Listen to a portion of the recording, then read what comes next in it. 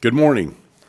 We are here in the chamber with two commissioners present. One's on the line, Commissioner Mullen, Administrator, Clerk of the Board, and Tim from yes. And we will reconvene the meeting and ask everyone to please rise. Let's join in the pledge again. I pledge allegiance to the flag of the United States of America and to the republic for which it stands, one nation, under God, indivisible, with liberty and justice for all.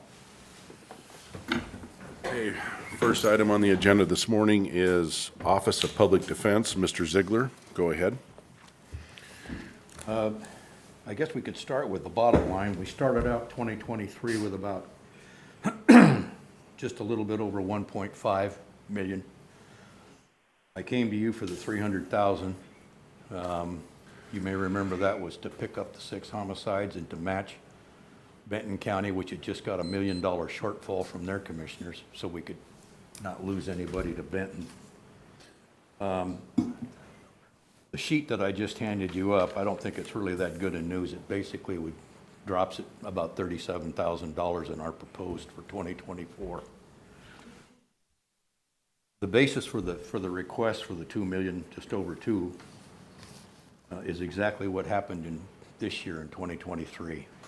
I wished I could tell you that I thought we'll have fewer homicides in 2024, but I'm not even going to try to go there.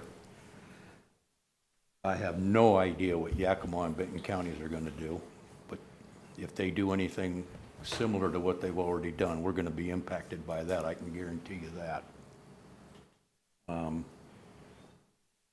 So the two plus that I'm proposing, I also gave you my first, second, and third quarter totals for this year.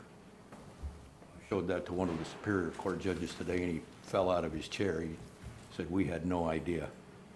And I said, "Judge, here's something else you should know. I talked to the Franklin County Prosecutor's Office yesterday, and they currently have 500 cases, many of which have already been filed, are going to be filed, or are there for screening to be filed. So that's how we're going to end this year and maybe start 2024. And God only knows how many will come in between now and January 1st that'll go on that pile, or those piles. So that's really all I can offer you. I wished I had better news, but I don't. And I'm not going to come here and sugarcoat it and tell you that this is what I can do or not do, because I just don't have a real idea. I don't know what's going to happen, and I don't know what's going to hit us from outside the county. So if you have questions. So I'm looking at this sheet that you handed out to us here, and it says total estimated 2023. Say what? I'm looking at this paper you handed out. What's the date on the top? 10/24? Yeah, but down at the bottom in red, it says total estimated 2023, 2,035,361.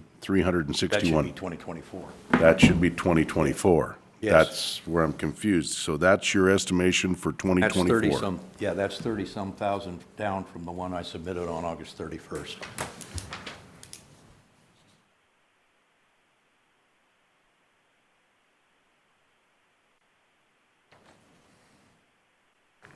And I should, I guess, tell everybody that Office of Public Defense is tab 14.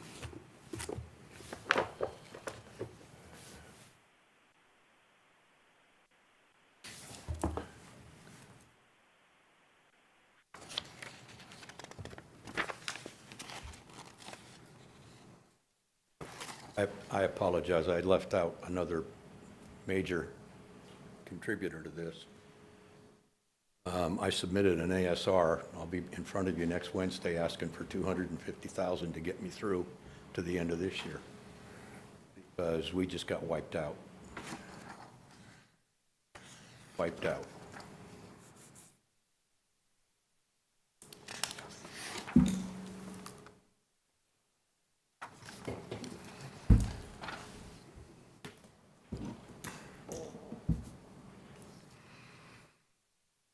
Questions, commissioners?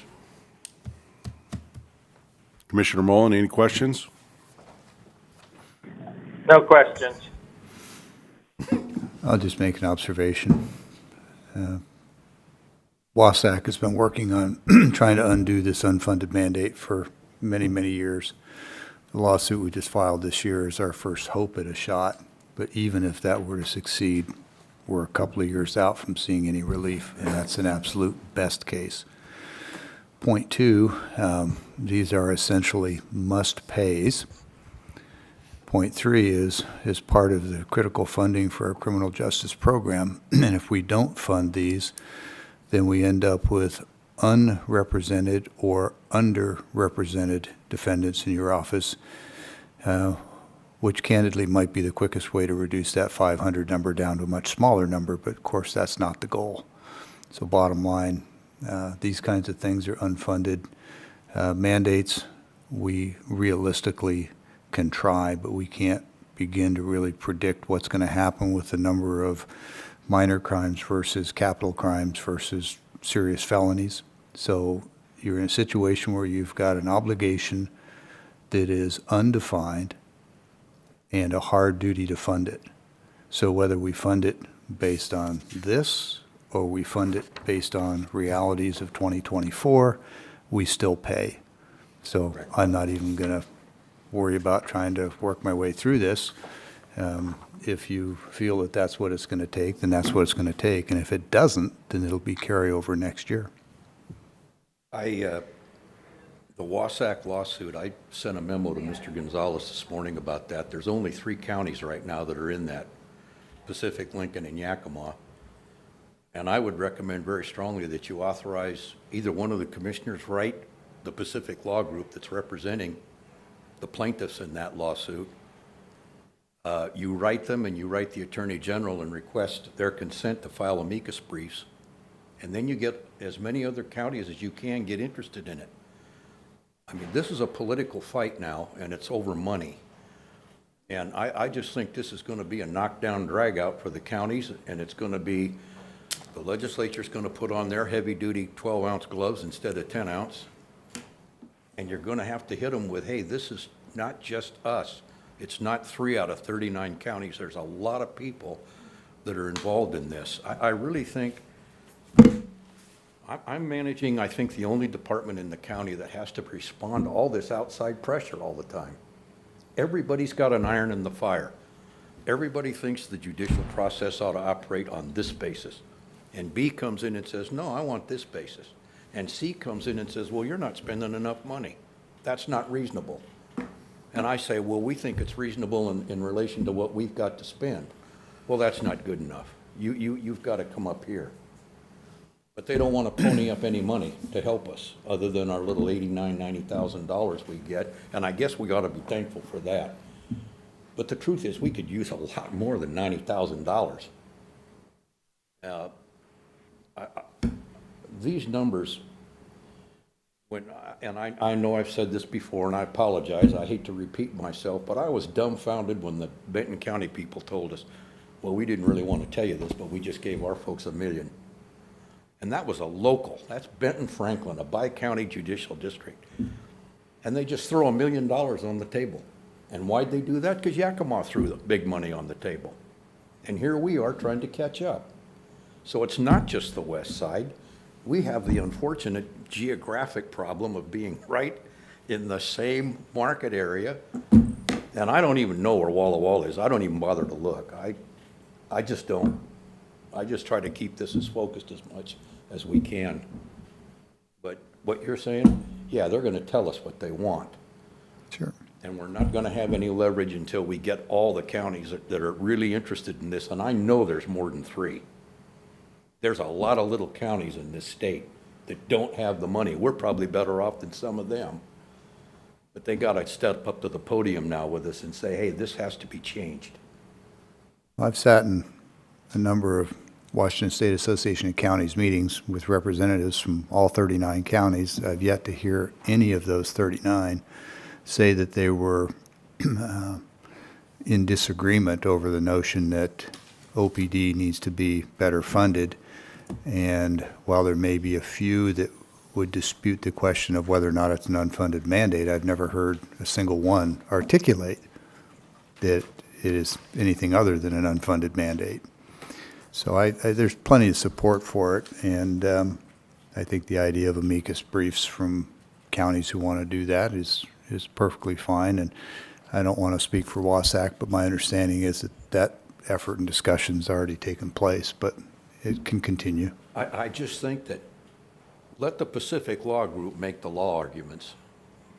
You know, they could make the constitutional arguments. The county commissioners are the ones that got to say, hey, here's our amicus brief, here's our tax base, here's the other things that we have to provide to our taxpayers. This is what we're spending. Now, you tell us how we're supposed to come up with this additional money that you say we have to, or that you think is reasonable, without ever really, I don't know if we ever really get any input to these committees that come up with all these notions over there. We do. And just say, hey, we've only got so much money in our little canvas bag here, guys, and we got to do we got parks and roads and all this other thing. Yeah. And the taxpayer expects us to do that for them, and that's justifiable. I'll just close by saying the legislature's well aware of the unfunded mandate argument. They've heard it for years now. What has not happened is a legal challenge, and together with it, a position from the counties that says, should we not prevail, and this continues as is, then here's our proposed list of things we're going to stop funding because they're not statutorily obligated. And that's when I believe legislators will look at it and say, well, wait a minute, these are very high priority items, and to which we simply say we agree. Yeah. But by statute, we're going to fund the OPD first, and your favorite projects are going to pay for it. Let me know so I can resign and leave here before the fire starts. Yeah, well, It'll all come down on me. it's not a new issue, and the legislature is well aware of it, and we'll see how the My legal bottom battle line goes. is, that's what's going on in OPD. I can't make it much clearer and much easier or simpler or starker to look at, so. So I'm in favor of amicus brief, Franklin County, attaching ourselves. I've talked to my constituents that I serve with on the Eastern Washington Council of Governments. They said that those three counties were picked as tactically as they could for placement on this lawsuit. But I told them, I thought, the more that join in, the better. Besides that, when you attach yourself as amicus brief, you get all of the court documents. So you can read through there, and maybe we might find something That's right. that could be very telltale in the decision. That's right. And what Mr. Peck is saying, I think, is spot on. Let Pacific Law Group make the law arguments. Let the counties make the factual basis for the law arguments. Here's the bottom line. Here's the dollars and cents. This is what we do. This is what we have to do it. And that's why this is a crisis now, and we need to reevaluate how much money should be spent and where it's going to come from. And they really need to hit the legislature now hard. When you made the comment that you didn't know where Benton County and Yakima County, you're talking about the more money they're going to throw at it? I have no idea what they'll spend next year. But after seeing the $1 million Well, those $1 early million Christmas, came out of their ARPA funds, correct? fine. That's fine. Now they got to come out of their budget. We'll see if they can throw $1 million out of their budget at it. See, I'd be worried about 500,000. That'll ripple. It's 512 square miles of Hanford Reservation. The taxes on the projects that happen out there accrue to Benton County. Right. If we're going to try and get into some sort of a fiscal contest with Benton County, we're done before we start. There's no comparison. The legislation is the solution, and part of that legislation and the response, should it not prevail, should we not prevail, has to be, fine, here's a list of all the non-statutorily obligated things that we've been doing that we are going to stop. Because the legislators who are making the decision need to hear from their constituents, and they will hear from their constituents if we stop doing a long list of things that are not obligated. It's not going to be fun. It's not stuff we want to stop doing. We don't want to hurt our constituents, but it's the only lever that we have outside the court. I agree, and I think the other thing we shouldn't forget is the fact that Senator Torres has got that legislation pending for the incremental increases in funding. I think if we coordinated our participation in the Wasatch suit and give the factual basis for the argument to her, it's perfect timing. It's a full court press on the legislature. And we still might lose. But if we don't try, I guarantee you we lose. That's the way it shapes up from my vantage point, having gone through 2023. I'll see you next Wednesday if we're done here, but I'll be calling you from Phoenix, Arizona, from poolside to make my pitch for the money. You be there. Now, next Wednesday is tomorrow. A week from tomorrow, Okay. and I desperately need it. I'm juggling pennies now and moving line item money all over the place to stretch it as far as I can, but we're in trouble. That's all I have for this morning. If anybody's got any more questions, I'll answer them, but I wished I had better news. Commissioner Mullen, you got any questions? No questions at this time. I'll try to catch up with Larry later Okay. and go from there. You do have a personnel request in there too, revising. It looks like changing from a grade 20 to 21 for the. Is that for Josh, for Cuevas? It doesn't have an employee's name on it. Oh, I'm trying to hire a Latino staff employee, another attorney. But I just did that under the rubric of, I got the discretion to hire at 20 or 21. She's already indicated, I don't think she likes my initial offer money-wise, so I don't know if that's gonna come to fruition or not.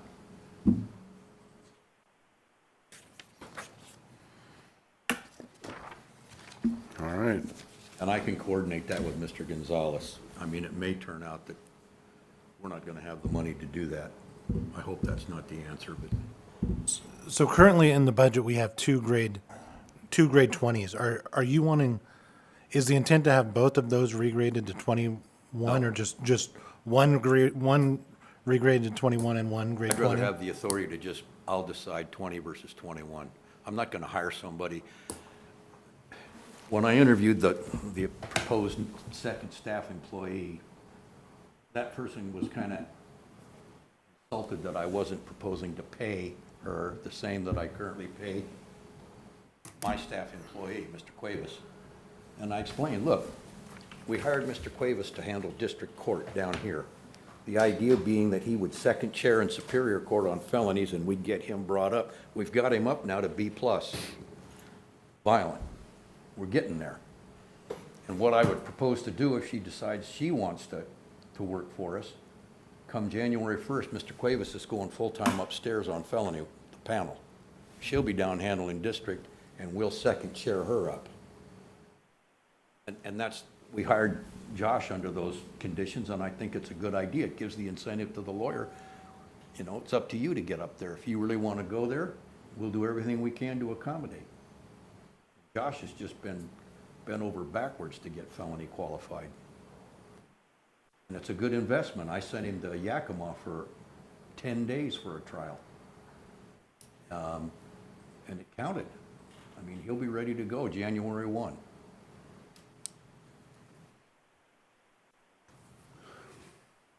Okay.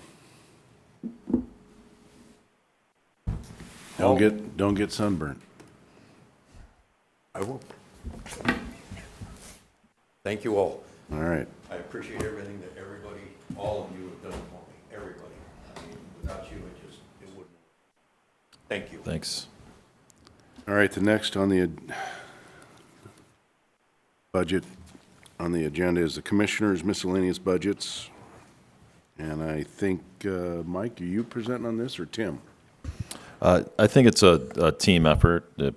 Tim's more than welcome to go first. I'm Tab 24. Yeah, I'm talking more about the BOE budget. Okay.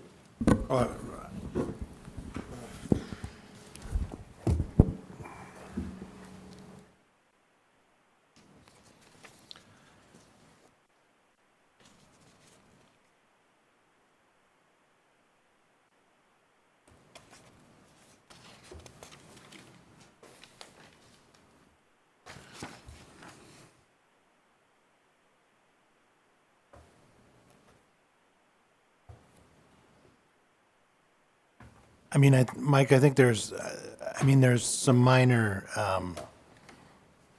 other than personnel service, non-salary and benefit stuff, but I think the bigger things within the commissioner's budget are personnel requests that you could probably speak to. Yeah, let me, what tab are you on? 24? Okay, 24. Just give me-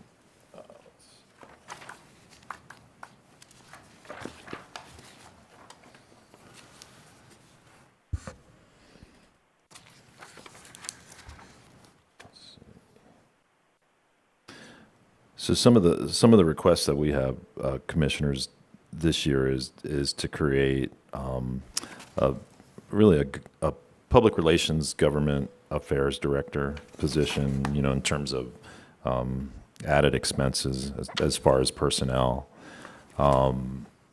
Looking at shifting Jennifer Medelas into more of like a management role for our immediate staff within our office. We did take over civil service this past year, so that's something, a responsibility that we've incurred that left HR. So we're managing that. Obviously, we have a full staff now. Maria Perez jumped on board, and Teresa Alvarez also. So you know, there's a lot more moving parts, I would say, in the commissioner's office, and Jennifer's done an outstanding job just managing those functions as I get up to speed on all the different elements. So you'll see a bit of an increase. I didn't have a tremendous fiscal impact the way we shifted some things around, but so that would be the extra personnel that we would have in our office.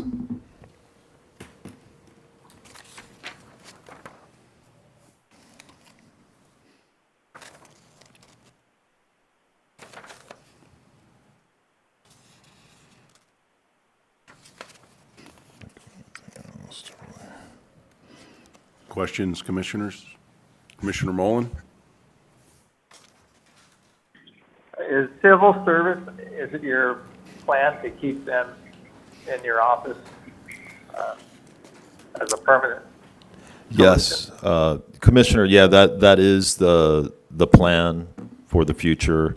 It was in HR for I don't know for how many years, but for whatever reason, and it was sort of as I came in my inception stage, we were transitioning civil service out of HR and then moving it into our office. And there was a minute there I was managing civil service, and then we were fortunate to get Anna Delgado, who has jumped on board and stabilized the civil service office. So, but yeah, in the immediate future, and her position is a part-time position. She has stepped in and is working sort of a separate part-time position, if you will, helping out with some office duties. So she's proved to be pretty flexible and helpful around the office. So we've been able to utilize her. She's a person, she's in school and she's doing various things, so she's not on a full-time track. So we keep her to under 32 hours a week, and she's not benefited at this point, but she has stepped in and done a good job, and we will continue to have civil service in the commissioner's office.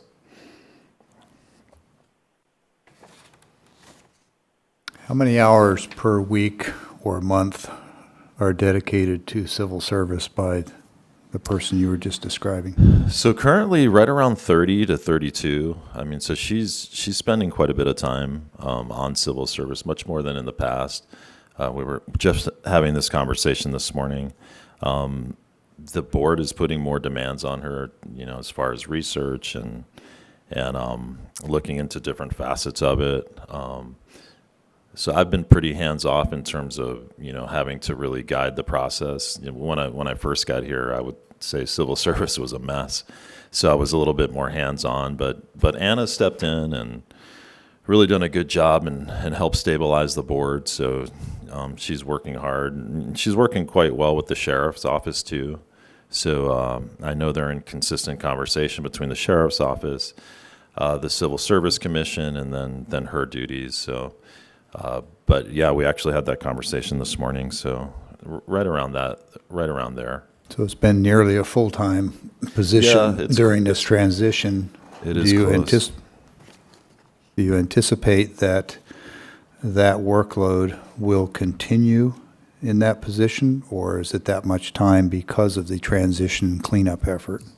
Yeah, I think it's a combination of the cleanup effort and kind of going through the learning process. I anticipate that it probably will wind up being around 25, as she gets more efficient at what she's doing and more training. So she's new to the process. She was not a civil service expert by any means, but she has good acumen and is a quick learner. So I don't anticipate she'll spend that much time in 2024.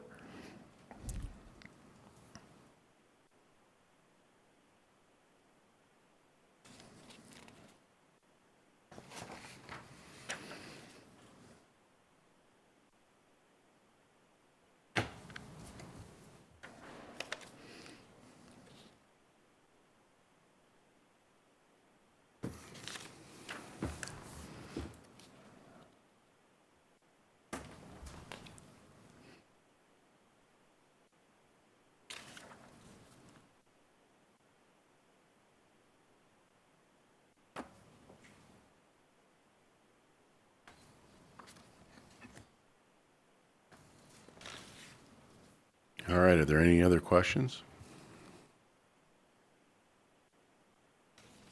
Tim, do you have I have none. go ahead, Commissioner Mullen. No, I do not have any other questions. Oh, I thought you said you had one. Tim, do you have a hard number here, or what we're talking about, an increase in personnel salaries and everything? Where's it at? Because I've been looking and I can't find it. There's several forms in there that ultimately add up to everything. There's some in the civil service department, so it's being run out of the commissioner's office, but there's actually a fund where it's paid out of. And so the increases for civil service is 14,652. Okay, And then within the commissioner's office, you have changes of 85,462 for personnel costs.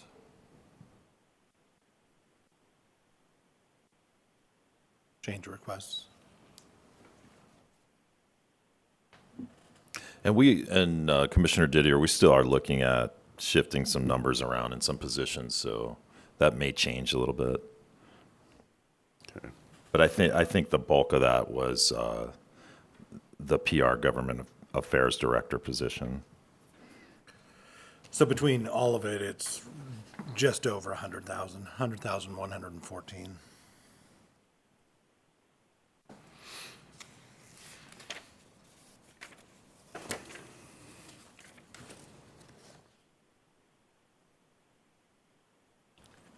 And yeah, it looks like the communications coordinator, it looks like makes up 97,000.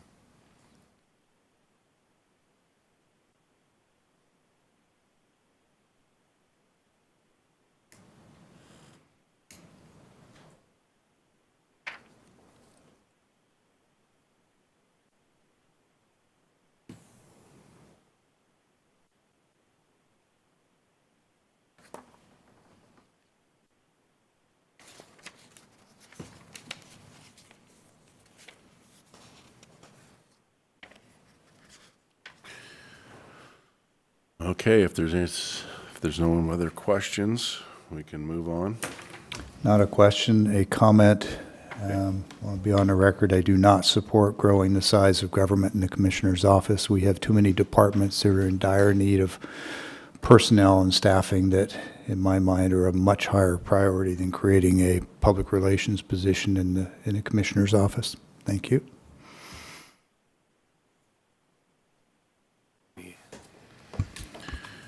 All right. If, Big item too.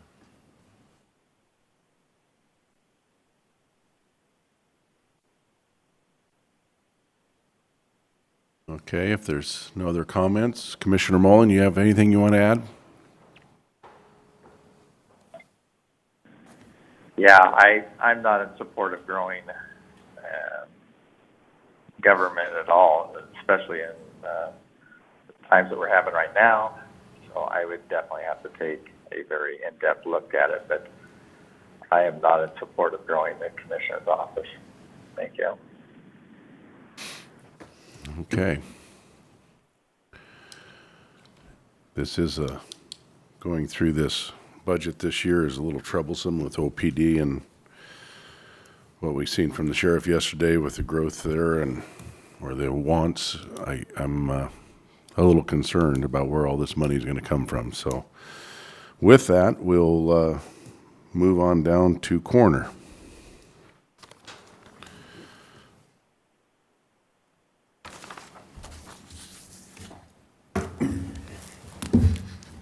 Morning. Good morning, sir. Mr. McGarry.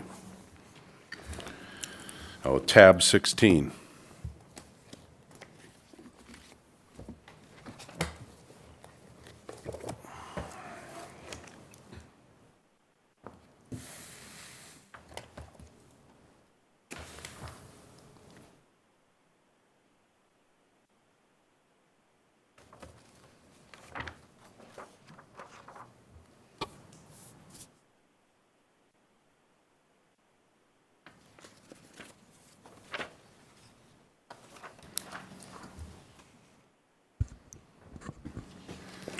So,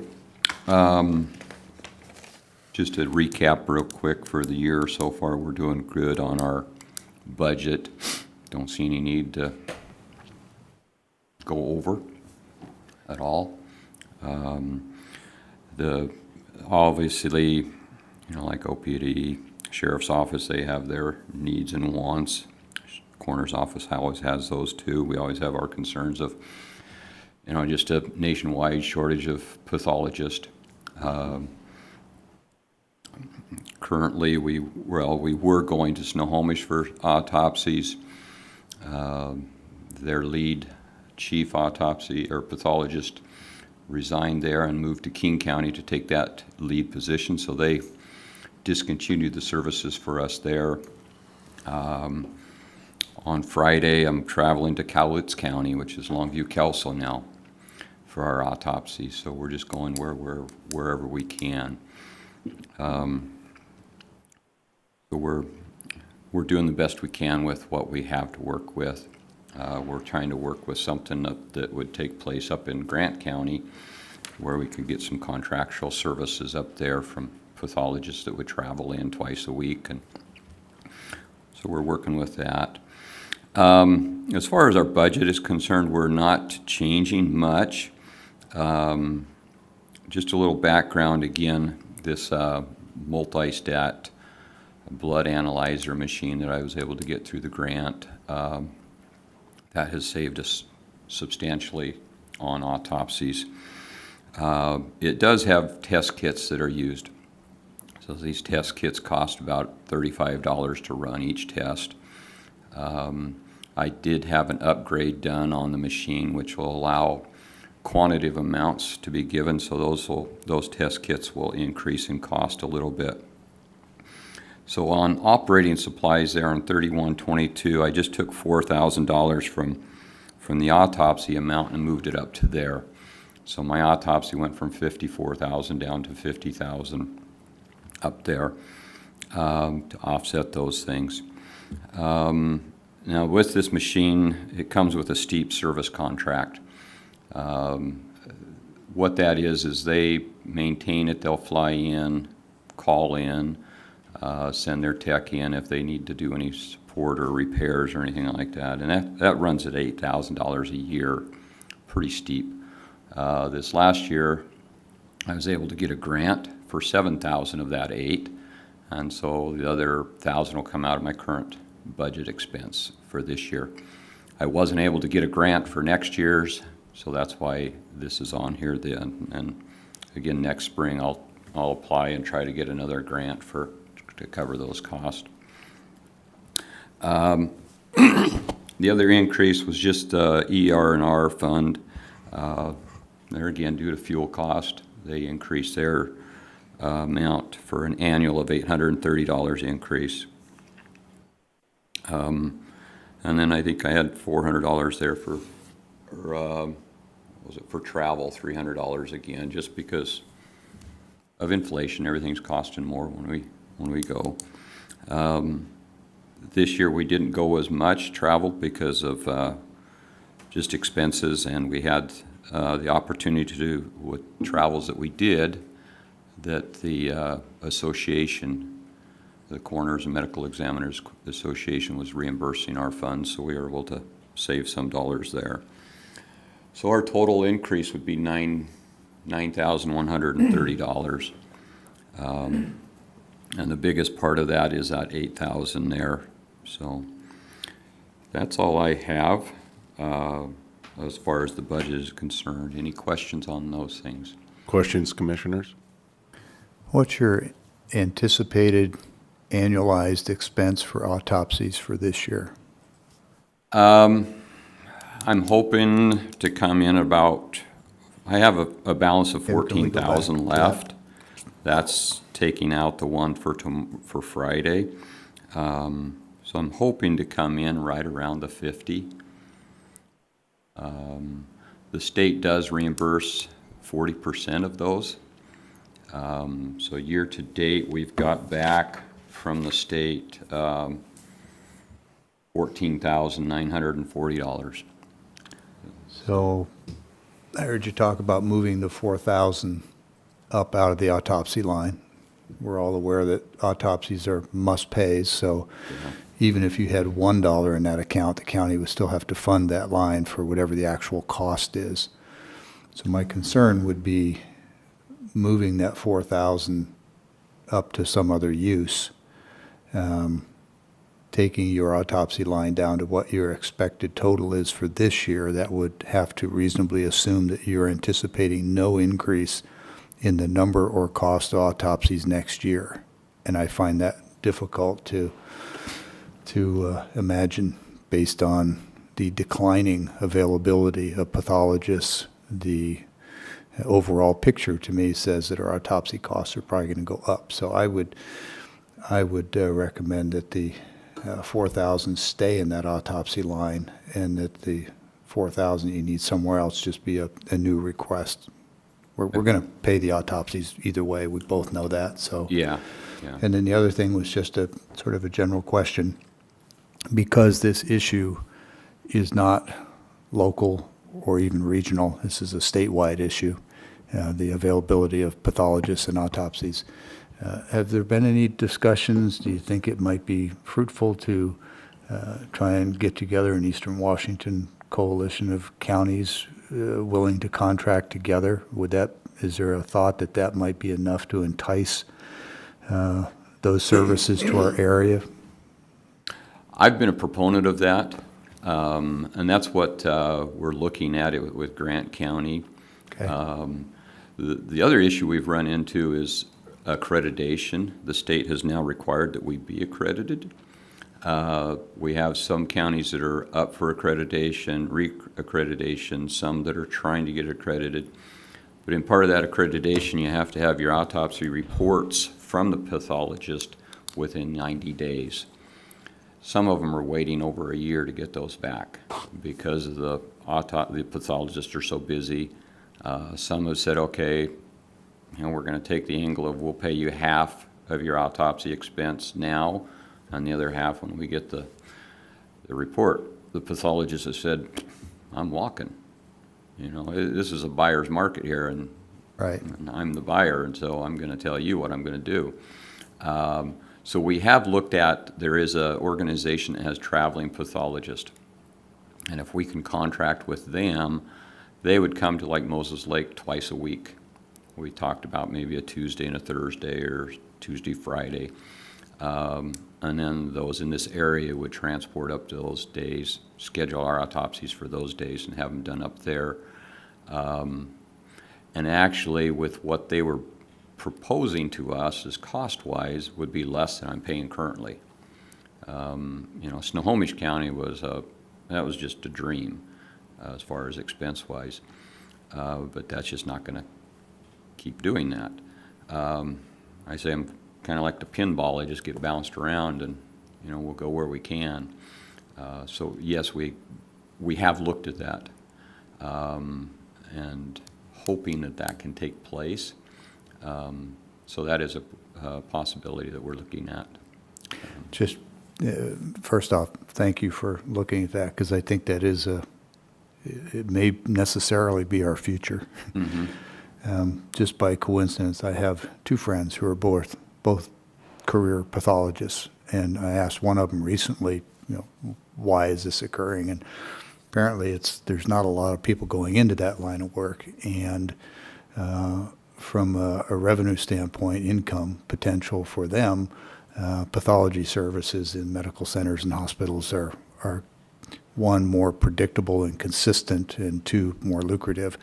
So as you're having those conversations, perhaps one of the things to consider is creating some sort of a guaranteed workload / compensation. And if you have enough counties together sharing that guarantee, if you will, then it potentially could be a fairly minor cost to each of the counties in return, getting a better deal on the autopsies. But it seems to be, from what I'm hearing, that part of the challenge is attracting people because the workload is not guaranteed. Yeah, that's a lot of it. I know Benton County, they've been trying to get one to come on, and to do it, they're having to offer almost $300,000 to get one in here, and it's just not happening. The other thing is, some of these pathologists, they don't want to work by themselves. They want to have another pathologist where they can bounce things off of and have a team together. So that is why we have looked at that. The state is aware of it. We had a report that there was like 200 openings for fellowships into the pathology program, and they had like 60 applicants nationwide. Right. I asked the pathologist in Snohomish County about it, and he says, well, it's another 3 years after med school. You come out of forensics and pathologist, and you make as much as an ER doctor does. So you put another 3 years in, but you're not making any more money. Granted, you don't have liability like you would in a hospital for the living, but it's money driven too, and I understand that. So we're trying to do what we can there. So I was hoping that some of this, like opioid settlement money, could have gone toward maybe some of this offset, like for that service contract. But I've looked into that and talked with Mike here and Shirley, and it looks like those funds are going to go to the Columbia Greater Health for that. So trying to find ways that we can, and grants that I can, to substantiate the extra things we need. So My hope would be that there's pathologists in highly urbanized areas that are there because of the volume of work and the predictable income. If we could create the volume of work and predictable income in eastern Washington, at least for some, I would hope that they would find our part of the state a more agreeable place to live with a lower cost of living. Yeah. Maybe it's all wishful thinking, but I have to wonder why the available pathologists that are out there are all in those highly urbanized areas. And my sense is reliable work. Yeah. That's what this contract service, they wanted us to guarantee 120 autopsies a year, and we said we have no problem with that. With counties on eastern side here, we'd have no problem supplying them with that. We could exceed that amount, so we're hoping that will come to be. I was going to just mention that you've spent $27,455 on autopsies so far through the year, including what you have entered in the system right now, not paid. So annualized, that would be about $35,000. Okay, yeah, I thought, I looked this morning, and I thought I hadn't seen the other one that I submitted, I thought a couple of weeks ago, for $4,200. It still had. It's not posted, it's entered, it's Okay. entered right now, so I added that into the. Okay. Into the number to get to what we're, Yeah. the full number for so far through this year. Okay, thank you. That's, yeah, and then I added another 3,500 for the one on Friday. Homicides are more expensive than just a normal one. So.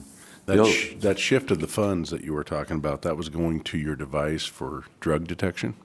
Yeah, just to help the kids. recertification? Yeah, the It has to- kids, the test kits. Oh, okay. So currently I had, I've had $1,300 in there, and I've used about 2,000 of that, so I've gone over a little bit. The test kits for the quantitatives go from $35 to about $70 a test. Okay. But it's going to give us the amount that's in the blood. This one just tests positive or negative. This will give us the amounts. Gotcha. So these are test kits? Mm-hmm. Okay. Yeah, which then, with this machine, I've, on overdoses, I haven't had to do autopsies because it's telling me that, yes, the drug is there, they're positive for it. I don't have to do it, so $35 versus $2,500. Yeah. Doesn't take a calculator to figure that one out. Right. But, I agree with Commissioner Peck that, whether moved it there. I thought, okay, if I moved it and I still needed it, I would just move it down for that line item or something, it's gonna come out of the same bucket, so. I just didn't want to have a message out there that your autopsy budget, which I think is appropriate, sort of sends a message that you don't need that much for autopsies. No, And I agree. it's at a time when I think the need is going up, and I think it's going to continue to go up. So I just, Yeah. Yeah. Yeah, so far, we are 40 cases ahead of where we were last year at this time. Because of those kits? No, just deaths, total deaths. Oh, total deaths. From okay. last year at this time, which, that's quite a few. And so with that many more, have those kits then been Oh, paid? yeah. That's what's Yeah, those saving us kits money. those kits have saved us probably, I would say I've probably saved, well, I've had 16 overdoses. Okay, so why can't we So you'd combine these two lines and put that with the autopsies? Is there a ability to do that? Because that's basically an autopsy being done by you that Yeah. provides the information. You don't have to take it to an autopsy. Yeah, it's accounting for me that I can see, okay, I'm spending this much on my kits. The other thing is for accounting purposes too, because we send our autopsies, actual autopsies performed to the state, it makes it easier for accounting there too, because we have to send and say, okay, we did 10 autopsies that we want reimbursed for. And so if we have them separated, it just makes it easier for that. But basically they're coming out of autopsy resources. Yep. And so, but I just kind of separated them to keep it easier that I'm spending this much on the kit, on test kits, so. Freight is what, each kit, when I get them, I get like 24 kits at a time, and freight is like $150 because they have to be overnighted. They have to be refrigerated, so they have to do that, so. The only other thing I talked to you earlier and sent emails out to you about our building issues. We're just starting to need to, with those increases, we just need to start looking at getting our own refrigeration and our own building where we can do our own exams and things like that. Benton County's kind of expressed their desire for us to start doing something different. So just put that in the back of our minds. I know that budgets are what they are, but yes. Any other questions? Any questions, Commissioner Mullen? No, it just, I'm in support of Mr. McGarry. It sounds like he's got a lot of obstacles to come forward. Sounds like he's on the right plan, so no question. Are we paying Benton County to use their facility? They have not charged us yet. We have an MOU with them. When we were doing autopsies, we would pay them $200 per autopsy for the building. And so that's why I frankly haven't ever said anything. It's because, you know, I can't come to you and argue that, hey, you know, this is costing us. It's not. But I'm afraid that with their chest drain and stuff that he may start charging us.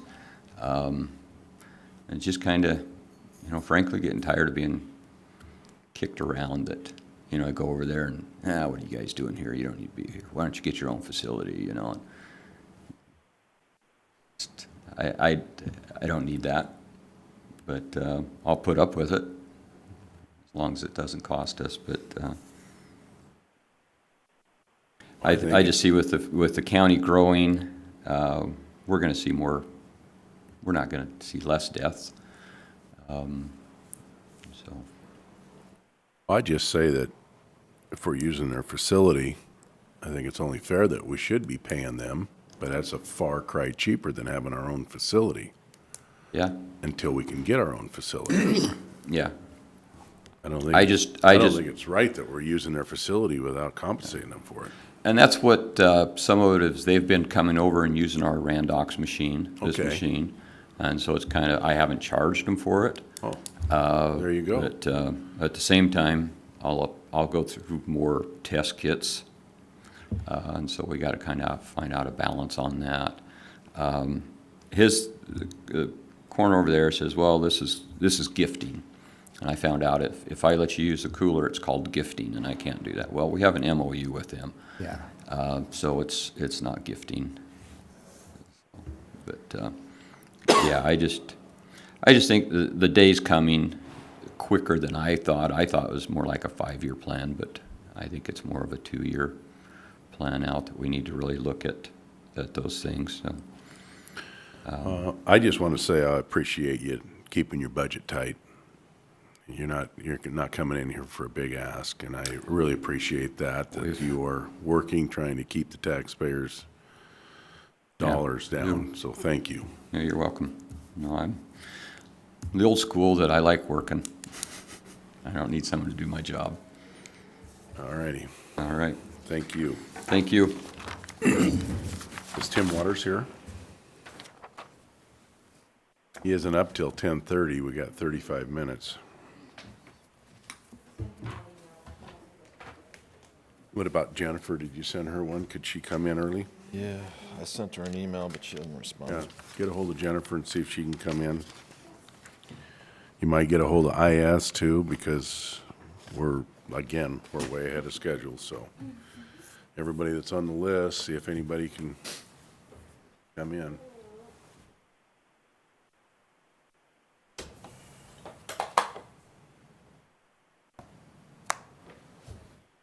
So since we don't have anybody here, we'll take a 5-minute recess. We'll recess for 5 minutes, come back at 9:58, 9:59.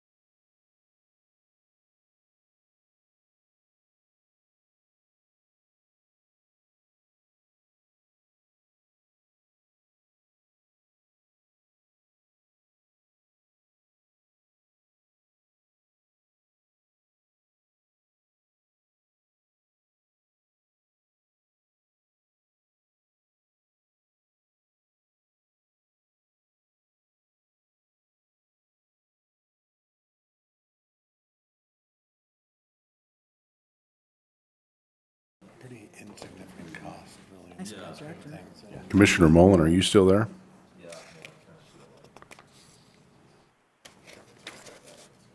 I am.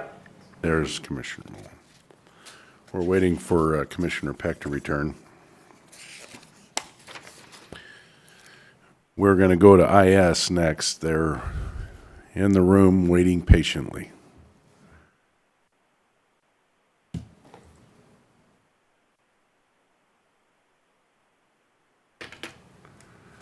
And we'll be on tab 18.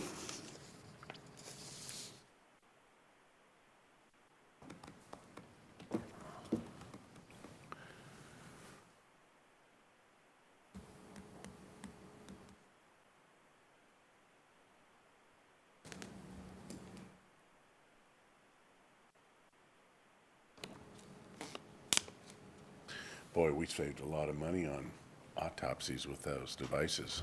Yeah, sounds like it. 16 of them at $2,500 a pop. Yeah, that's pretty significant. That's saving us a lot of money.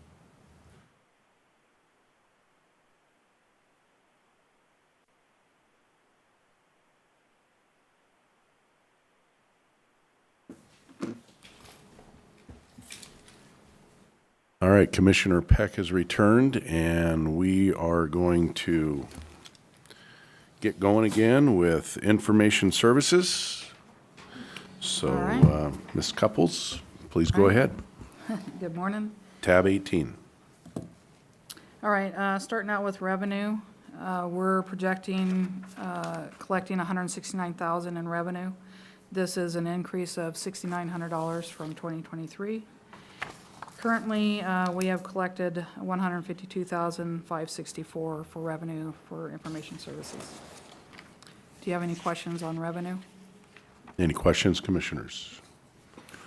Liz, what was the first number? I missed it. 169? 169, and up from 162 in the previous year.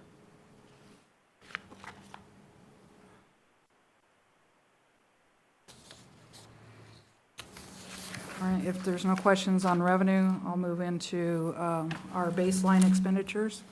And I'm just going to touch on each of the lines that have either increased or decreased. The first one is 3599, which is non-base small tools. We've got I'm going to say an increase, but it's a decrease from what we received from last year, $103,570. We actually requested $98,070 when we submitted our budget in September, but accounting added $5,500 to that to capture new positions that are being added for 2024. So we've got an additional $5,500 for IT needs. This line is also what we use this line to pay for our computer replacements.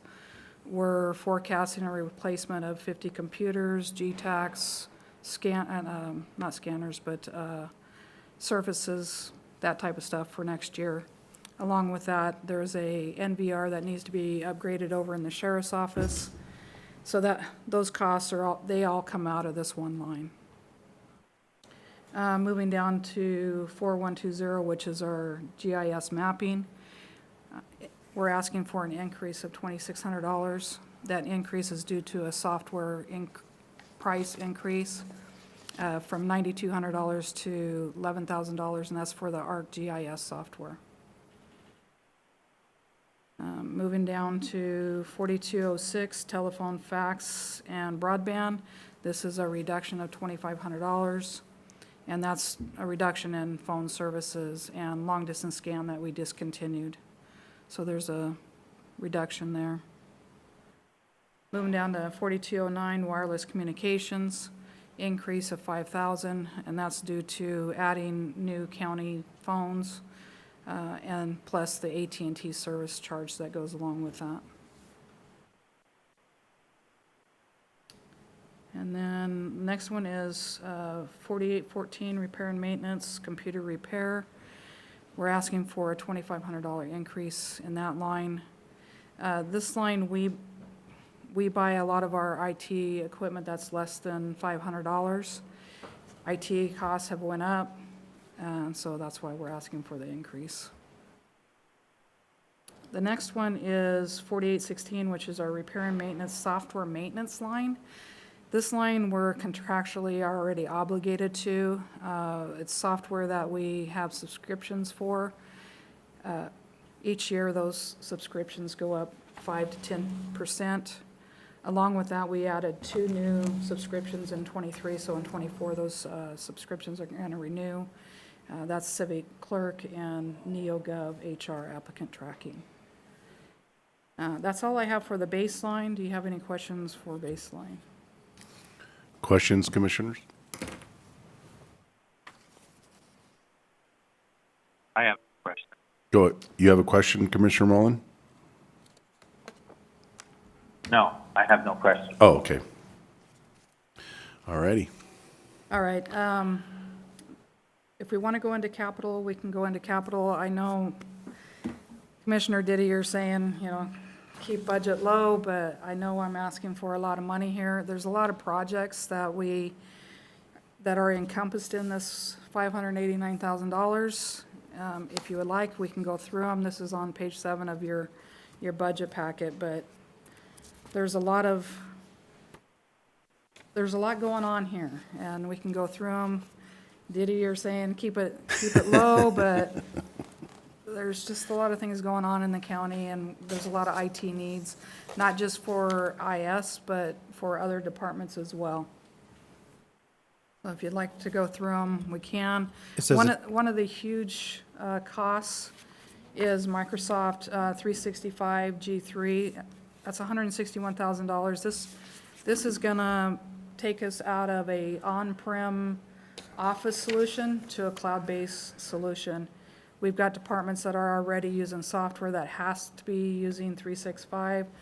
We're gonna have to migrate that direction. That's just the way technology's going. So that's gonna be $161,000 next year, if we can get the budget for it. You know, I can go through each one of these if you'd like. Might as well. All right, well, let's start with the first one. I don't know, Tim, if you want to bring that up so that they can see it. I think it was on page 7 of the budget. So the first It's one, attachment C in the binders. Yeah, it's got a total of 168,000 on it. That's the 3599 one, I believe. This one says capital outlay expenditure request. Looks like this. Yeah, facilities has a cost, IS has a cost, sheriff's has a cost. okay. So for IS, the first one is spares kit for audio video conferencing system for $7,000. This is actually a request carried over from 2023. There's a shortage of equipment, and our AV equipment isn't gonna get shipped until first quarter or even into second quarter 2024. Since it's gonna end up coming out of the 24's budget, we moved it in there because that's where we're gonna have to pay it out of. And these are in priority based on my analysis, Bo's analysis. So the next one down is the Microsoft. I already mentioned that. Yep. Upgrading Microsoft to 365. This fourth item, corrections video project for $134,000. This actually completes the final phase of upgrading our cameras throughout the courthouse and over in corrections. We did budget last year to replace all the cameras over in corrections, but we couldn't do that because our budget got cut in half. The next two are related, server replacement and server software. We have 2 8-year-old servers that we need to, keep up in times and replace. So that's the cost of replacing those two, $32,000 and $1,360 or $600 for the software. The next one, Cisco Call Manager upgrade, same scenario. We upgraded our phone system. This is for our phone system. We upgraded it in 2016, 2017. We currently have 3 servers that support our phone system. This would actually decrease those 3 servers down to 2 servers. But again, those are 8-year-old servers, and we need to keep up with technology. The next one, East Courthouse camera project for $25,000. This would provide lighting and cameras on the east side of the courthouse up high in order to get a good view surveillance of the east side of the courthouse. This next request comes from the assessor, Compra Software. This would allow his appraisers to do tax comparisons quickly, and it also gives the property owners a chance to go to the website and bring up their own comparisons. So that's a huge ask from him to get that purchased next year. The next one, Dell Case Systems Management Appliance. This is actually software, and it's software to manage our software. It manages the inventory, it manages upgrades for software, and deployments of software. The next one, Civic Plus Optimize. This is a forms builder software, and throughout the county, we have different forms for different things. This would give us a chance to centralize all the onboarding forms, the wireless communication forms, and each department would be able to use this solution in their own department to create their forms. The next one is Achieve It, which is a strategic planning software, and it would help managers, the county, better plan for strategic planning. Next one, NeoGov Performance Evaluation Software for $15,400. This would provide a county-wide performance evaluation software. We don't have anything currently in place today. We do have some obsolete performance software that IS is using and maybe 2 or 3 other departments, but that solution is obsolete now. The next one is Public Safety Building, second floor network room remodel. So in the Public Safety Building, second floor, we have a network room that's about maybe 3 feet wide, 8 feet long. We've got several switches in there. There's just not enough room to put a full IT rack in there. So what we're asking is to remodel that area, and that would give us about an 8x6 room to put a full equipment rack in with switches. And with that, it would give us better airflow. We had problems this last summer due to the HVAC and just not enough airflow in there. The next one, Superior Court Reader Addition Project. This is a huge concern for Superior Court. This would provide readers from the courtroom going into the court chambers. People would have to badge before they could go into that judge's chambers. This is also just a fraction of the cost for Franklin County, or this is Franklin County's portion of the cost. Superior Court does have a grant that will cover a quarter of the cost. And this is for the 4 courtrooms. The next one is fiber infrastructure upgrade. This is so that we can upgrade the backbone to all of our network closets with a 10 gig backbone. We need to replace some fiber in order to make that connection. The next one is redundant IP solution. This is a request to purchase another ISP so that we have a failover to our primary ISP. More and more cloud-based software is being used, and if we have an outage, then it impacts a lot of departments. They're not able to get their work done, so a secondary failover ISP is requested. Any questions regarding that? Questions, Commissioners?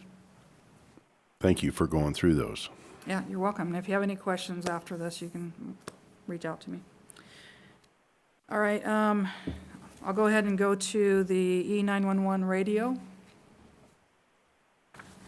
budget, 13902. On my page is page 80, but. All right, there's not much to talk about in this budget. For revenue, we're forecasting 167,500. That's an increase from 160,000. Currently, we have brought in 898. Any questions on revenue for that? Liz, what site and who's paying us generally? What sites are we getting money from? Clotus, we get money from US Cellular there, and, Okay, so these are leases on our towers. right, Okay. That's really good enough, thanks. all right, thanks. Baseline for the 13902, there's not much changes here. All I did was reduce some of the funds because we weren't really using them, or that amount of money in 2023. So the 4,200 line and the 4826, I cut those in half, so a reduction of $8,000. That's all I have.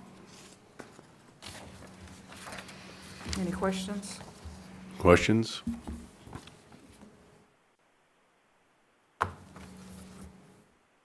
No? Appreciate it. Thank you very much. All right, thank you.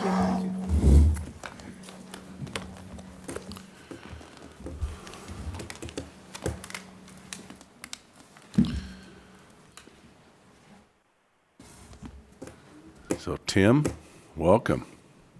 Mr. Waters, how are you doing today? Doing pretty well. How are you guys doing? Another day in paradise.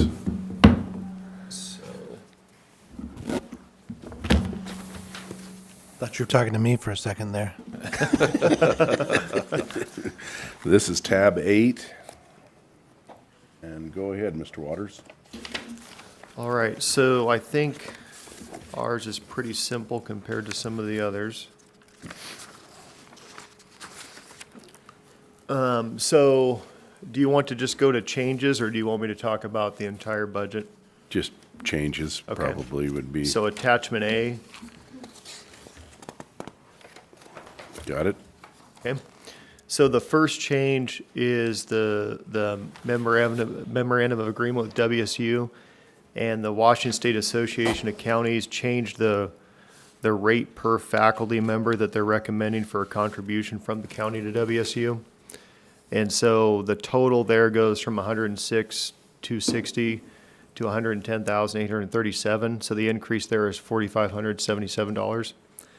And just to remind you guys, those are partial support for faculty salaries predominantly, and those have gone up. So that funds a portion of my position for the county director in commercial vegetable production.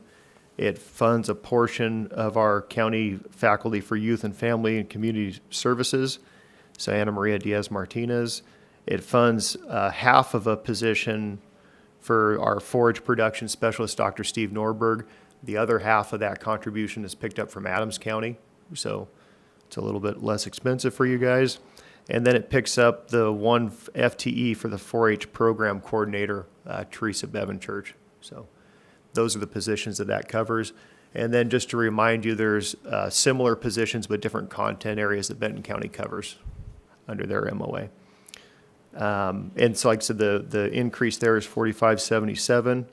And I'll note that gets us closer to what you guys contributed. We dropped in, where did I go with that? That gets us back to where we were in 2022. So we actually reduced in 2023. 2022, there was a significant reduction in the cost. We went up a little bit in 2023 budget, and 2024 gets us back to where we were in 2022. And the reason for that is a change in staff. So we had a higher paid staff in the 4-H position, and then we hired a less experienced staff that gets compensated a little bit less. So we're back to that number we were at in 2022. And then the other increase is vehicle rentals and leases. So we have the 2 vehicles, and the ER&R rate went up on those both with that small amount that's listed there. So those are- 639. Yep. So those are the 2 changes that we've requested from the baseline expenditure change request form. Questions, commissioners?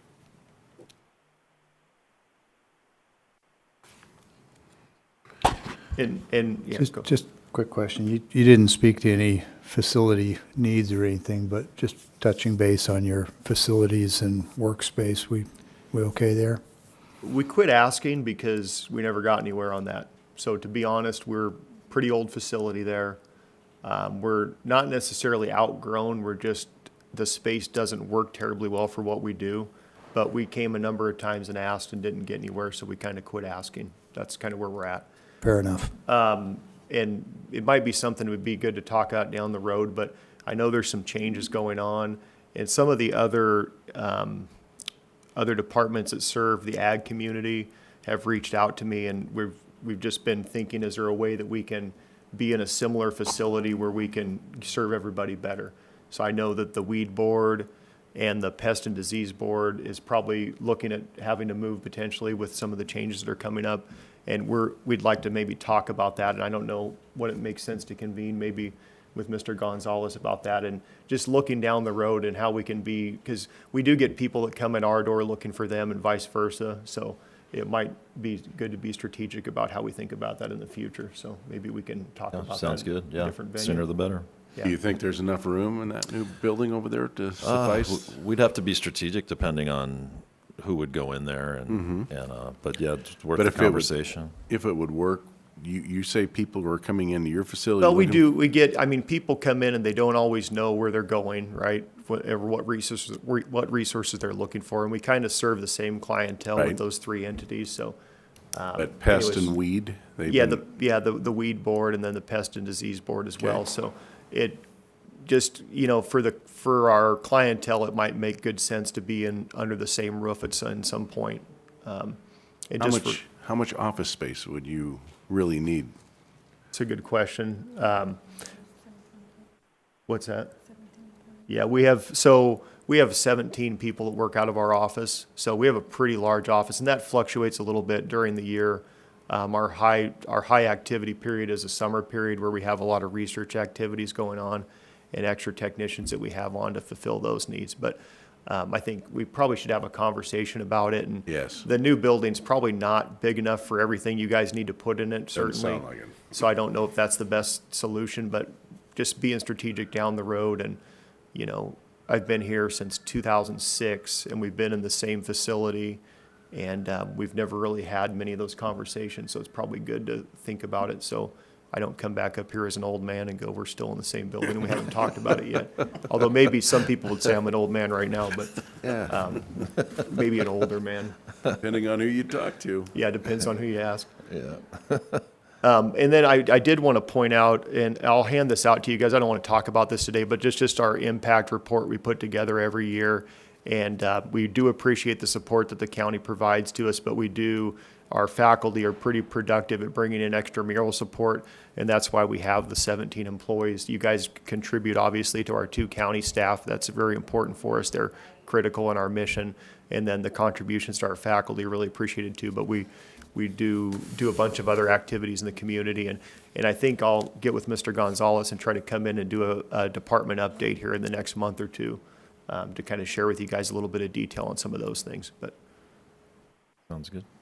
There is a potential, it's in the works. I don't know if you've heard about the Innovation Center that they're talking Yep. about. Maybe you can bring to the Tri-Cities. That's still, but that's where we could combine everybody. I agree, and we talked about that. It's been months since we talked about that, but you and I talked about that a little bit, and I think that would be wonderful because that could maybe house other entities as well. And like I said, agriculture is a huge part of our community, and if we could have those resources under one roof where people can come and, know they can find everything they need, I think that would be wonderful. I know Representative Swanberg's working really hard on that, and she's made some very good headway, but Yep. it's not there yet. Yep, I agree.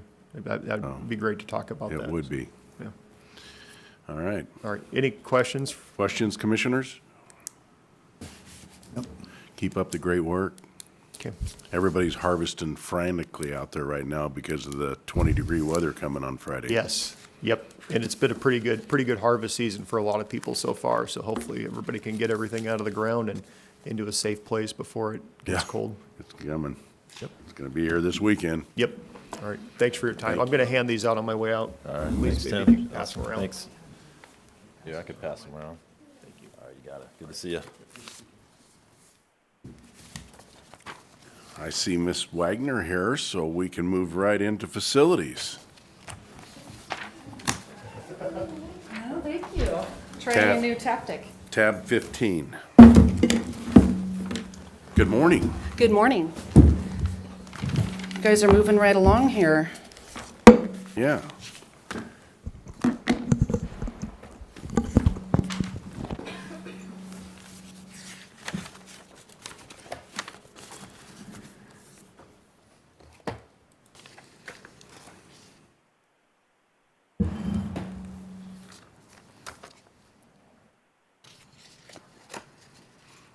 Go ahead, start whenever you're ready. Okay, great. First, I'd like to ask Tim to kind of explain the new additional line items that I have at the start of my supplies and for the 31-0 line items.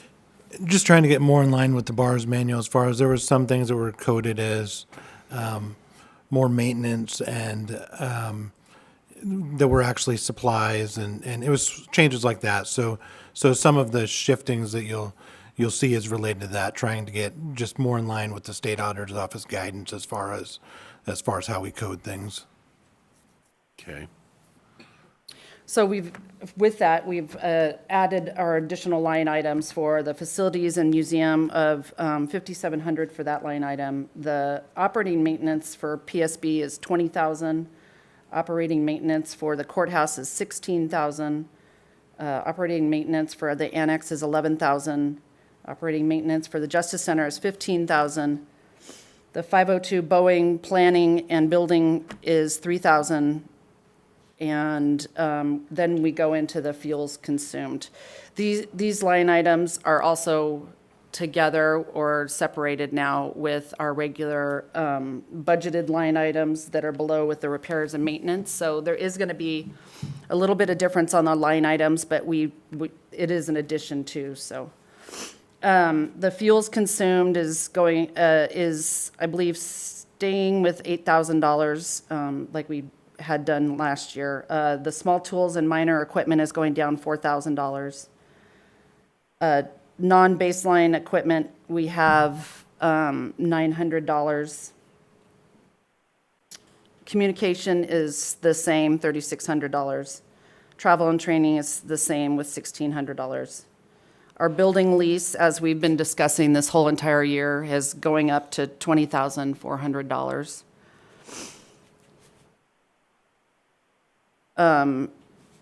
Then going down to repairs and maintenance for the 4,800 line item. Oh gosh, I'm lost again. I know that was supposed to be a change, but I don't see it. Oh, we're repairs and maintenance line item of the 4,800 is going to be removed. And then the repairs and maintenance for the PSB is $90,000.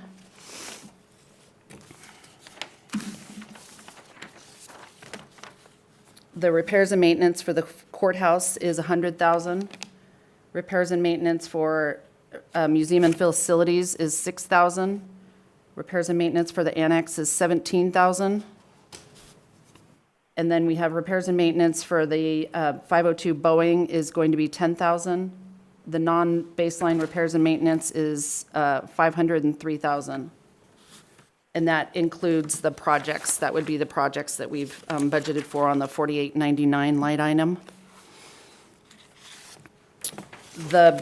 And so the first project in there is the fire panel that is in the Justice Center.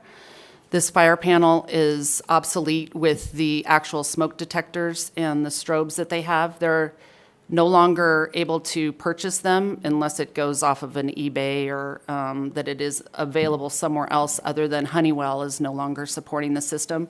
So the actual fire panel will have to be replaced along with all the smoke and heads to actually work properly. It is working right now, but if we have to replace any of those smoke heads that are damaged usually by the inmates, that's going to be costly. So we have to replace the entire system. The next project that we have budgeted is for, or asked for, is the seal and striping of the parking lots, the main parking lot for the courthouse and Justice Center campus, and then the elected officials parking to the south right here of the building. We have a lighting retrofit that is budgeted for the public areas of the public safety building. That would be all the halls on the first, second, and third floor. There's lighting rebates that we can get once the project is done.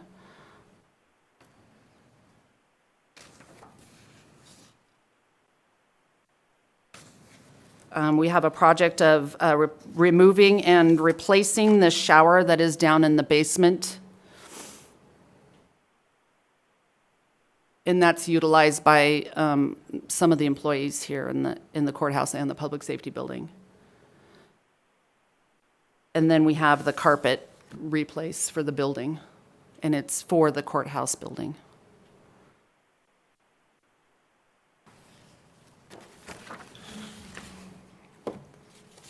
Are these in order of priority? Yes, they are.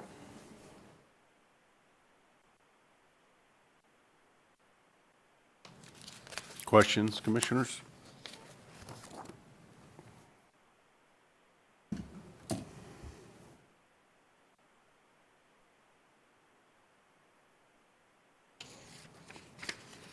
This is unusual not to have any questions at all.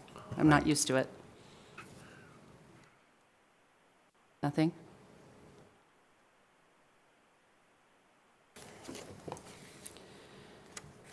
I just have a comment. I can only imagine. Go ahead. A nice job on your job and your Thank you. staff. Thank you. I enjoy We're 'em. trying. I enjoy them. We do have a capital request for another purchase of a vehicle. We still have 2 remaining older vehicles in our fleet. Thank you very much for the wording. And so right now, we currently have been able to purchase 3 vehicles within the last 3 years, and we still have 2 older ones that have, I believe we got them from the sheriff's department probably about 8 or 9 years ago. So we've still been utilizing those.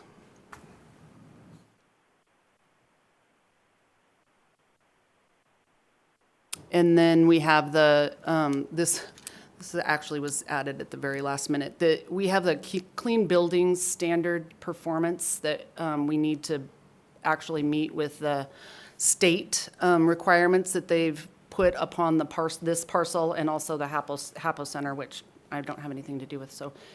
But we need to be under a certain point system for our energy usage. I believe that we'll be under that point system, but we have to hire a specific qualified person to put that information into their Energy Star performance. And that is required. I can't do it myself. It has to be someone who is licensed and qualified.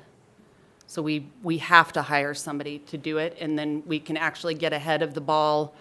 I believe that ours is due in 2027. If we can get ahead of that, we can probably get an incentive to do that.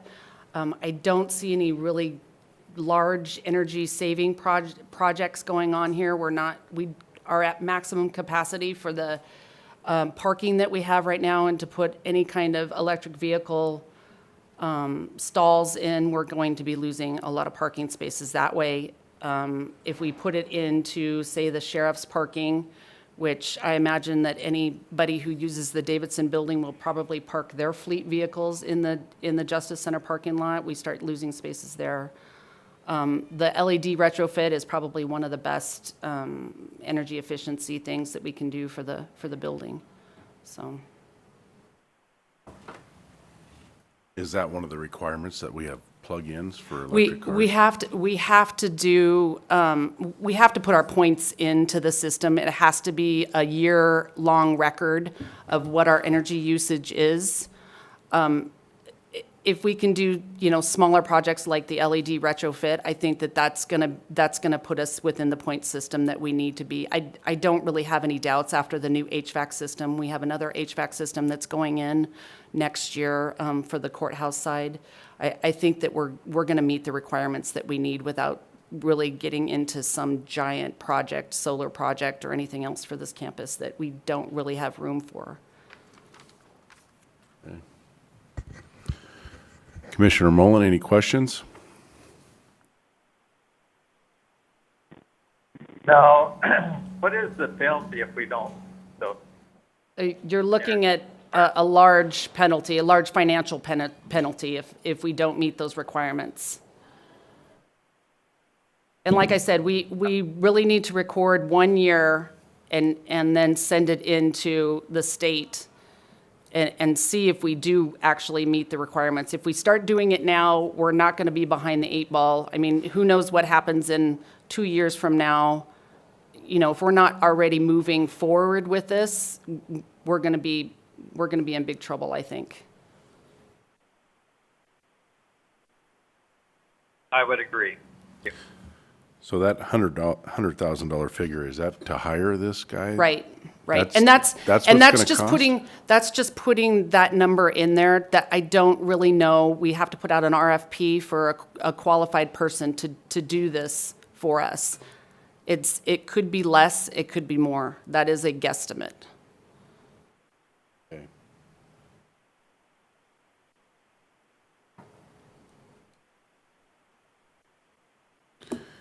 Any other questions, comments?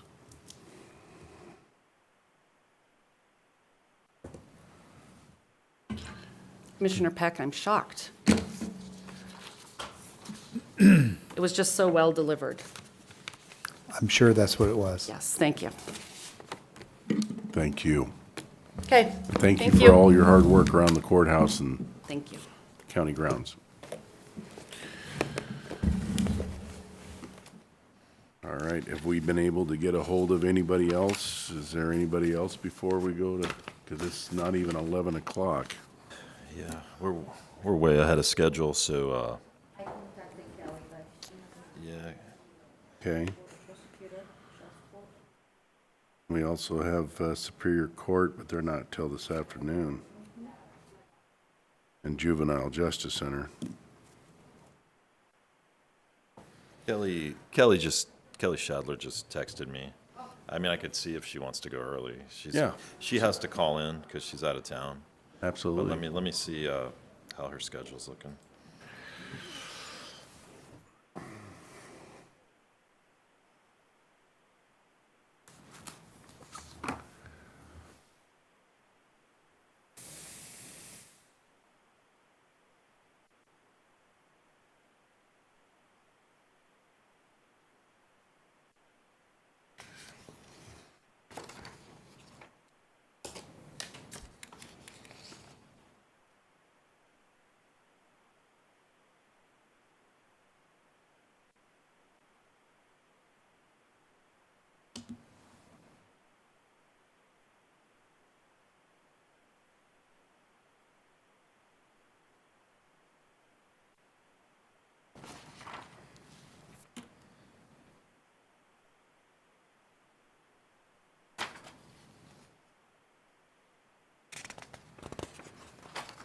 So Kelly said she's willing to go now. I'm just going to I'm going to text her the call-in information and she'll call right in. Excellent.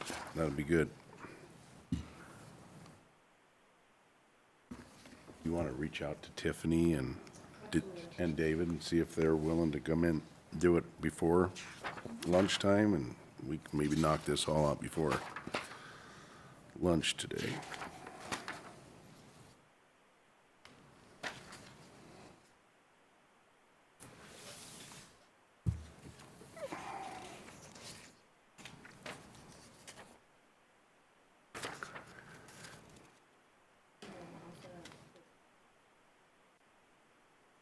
You want to take a 5-minute break?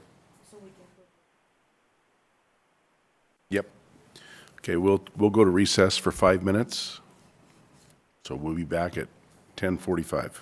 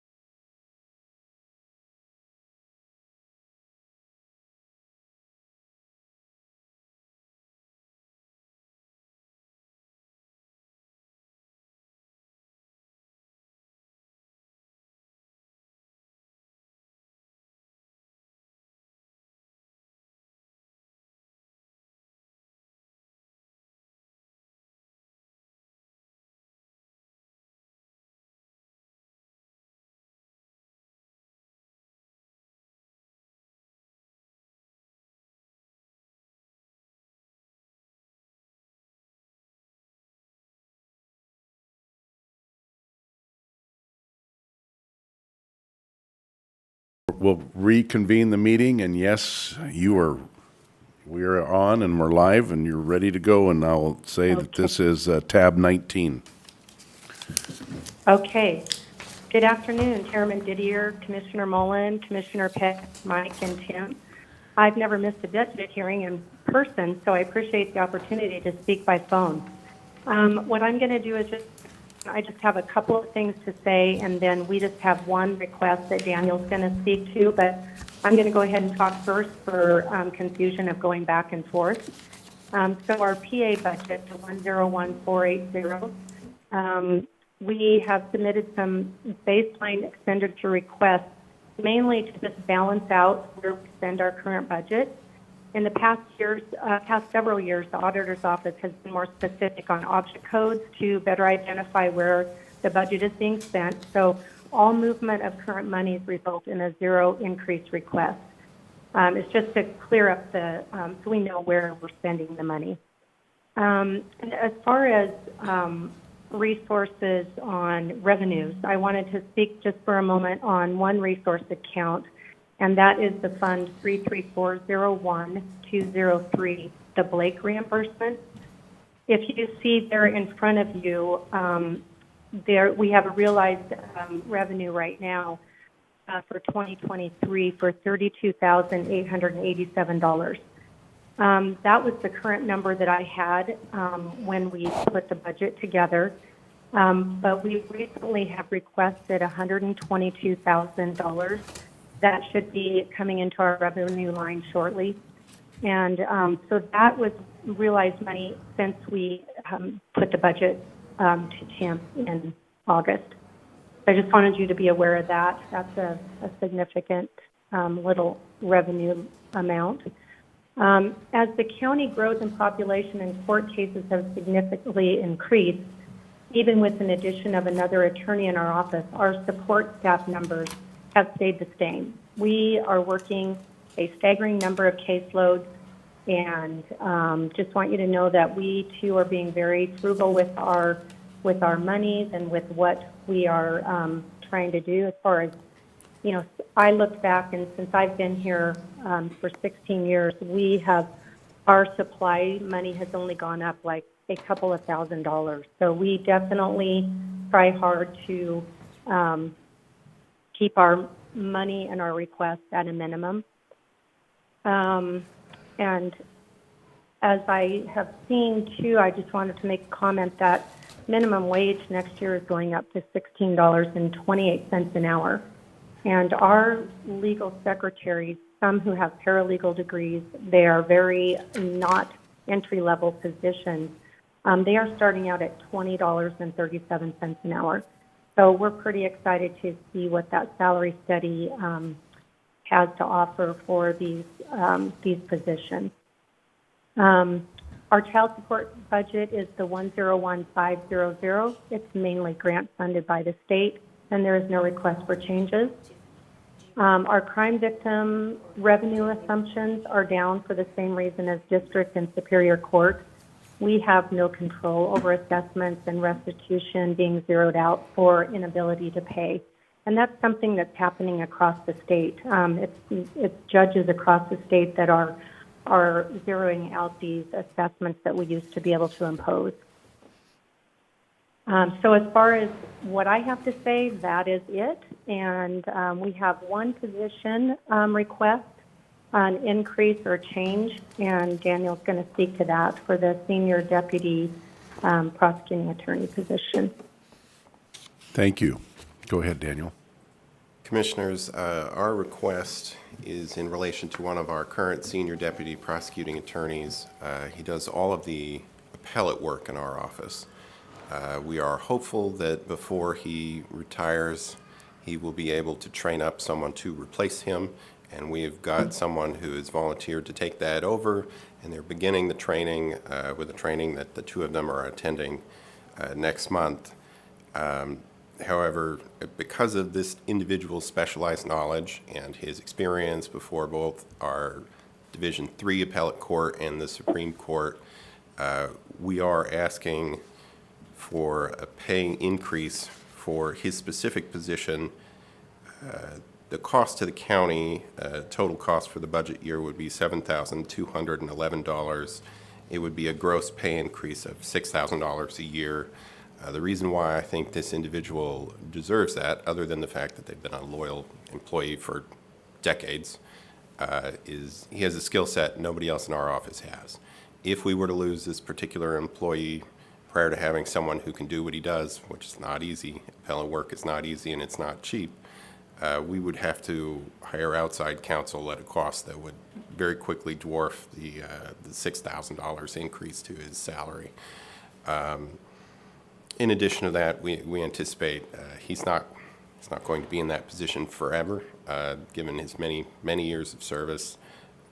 But it's very important that we get that knowledge transfer before he goes. Just as an example, we had a direct appeal to the Supreme Court in the last 2 weeks on a case that we had from our court, which would have potentially,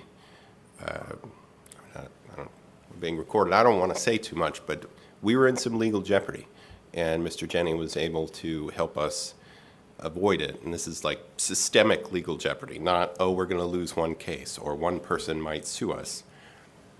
It was a systemic issue that I know the commissioners had been working on to fix in the last several years. Mr. Jennings' familiarity with appellate work is priceless. So I would ask that the commission consider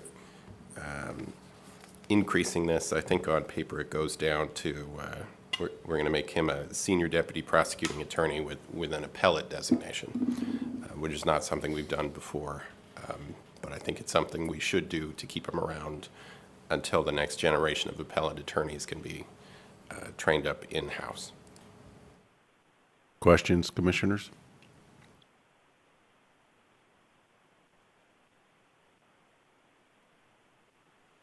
Just an observation that avoided cost sometimes can be magnitudes greater than the requested expenditure. I too don't want to get into too much detail, but there's a real price that comes with liability, and having the skill set and retaining the skill set to avoid those liabilities is probably one of the better investments we can make. Agreed. Commissioner Mullen, do you have anything to, any questions? No, I'm in agreement. It's hard as it has my work in the prosecutor's office. Have you got any young attorneys that are coming on board? Because I see that you guys have 6 positions open, deputies, all deputy prosecuting attorneys, and then 1 legal secretary position open. So Your Honor, it's my... Go ahead. Commissioner, it's my understanding that paperwork is slightly old. We have hired a large number of employees. It's my understanding we currently have 1 open attorney position. Oh, well, that's... Not 6. We've hired 3 experienced deputy prosecutors, including the one that we are asking to sort of move into the appellate work. Ms. Kramer has, I believe, more than 10 years of experience prosecuting for us and the Attorney General's office. We hired Joe Farholt, who's the senior deputy prosecutor at Pacific County for 5 years before joining us. We were able to get the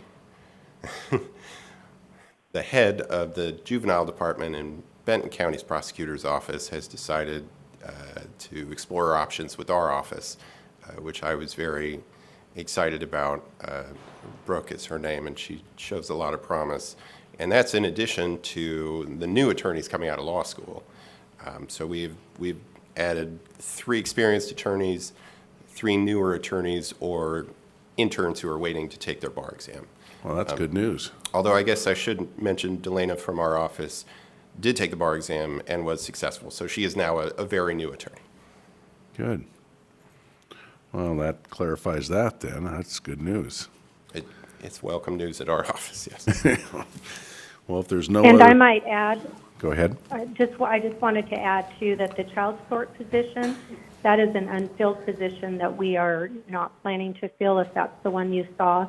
And we do actually have 2 more attorney positions to fill. that we're still recruiting for and looking for. All righty. Well, thank you for the clarification. And if there's no more questions or comments, we thank you much for your time. Thank you, Commissioners. Thank you. Thanks. Tiffany is on her way. All right, thank you. Thank you. And then, did you get a hold of David and Crystal? Okay. Do you have a mic? I think I have got David's cell phone. Yeah. Let me See if check. they can come in, and then we've got it all knocked out before noon. That'd be good with everybody, I think. I've got Crystal's number here. It's 736-2721. 2721.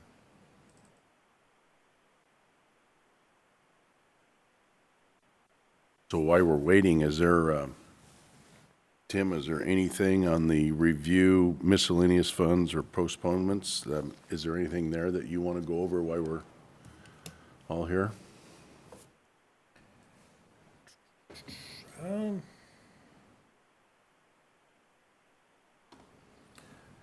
We talked yesterday at the end about that, about the paid time off.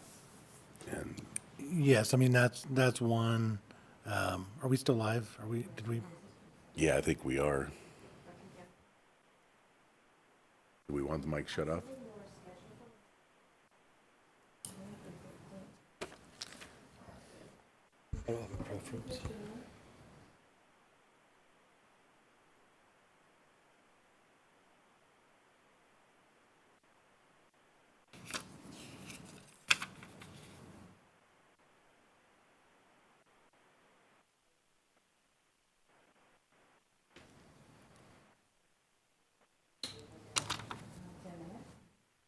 Hey, David, Mike Gonzalez over at Franklin County. How are you? Hey, we're way off schedule. We could get your section done before noon if you have the time and want to boogie on over here. Or you can phone in. Oh, okay. Did you have somebody, a judge was going to come with you? Okay. Okay. And you know, let's see, so you're scheduled, what, 3:15, so that's a pretty hard number, time.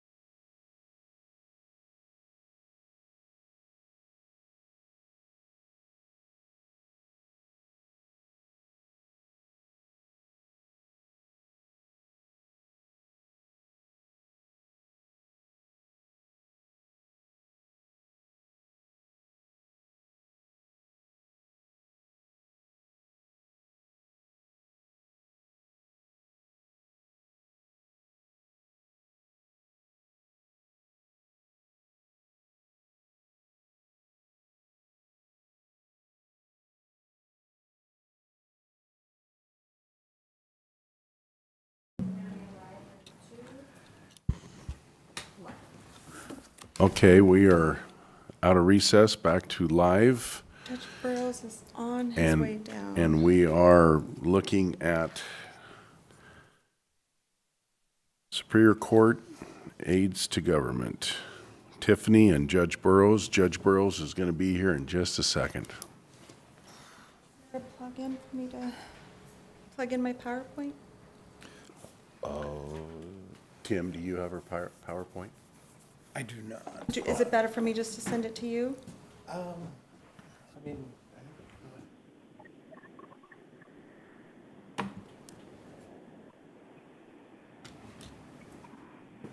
Yeah, I should switch spots.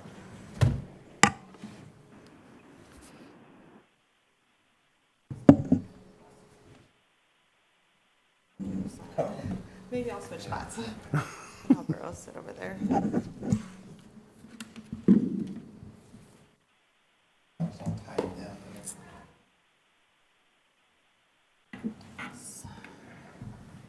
go. So it's on this, my cord's on this side.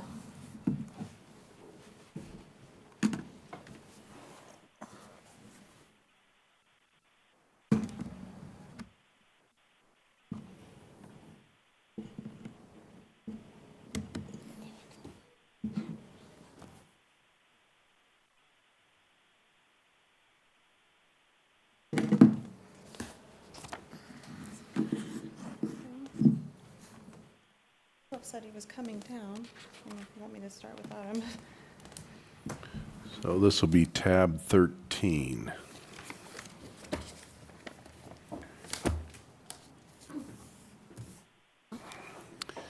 You can probably get started if you'd like, Tiffany, and then he can. Oh, I show this on. Teresa has to switch it.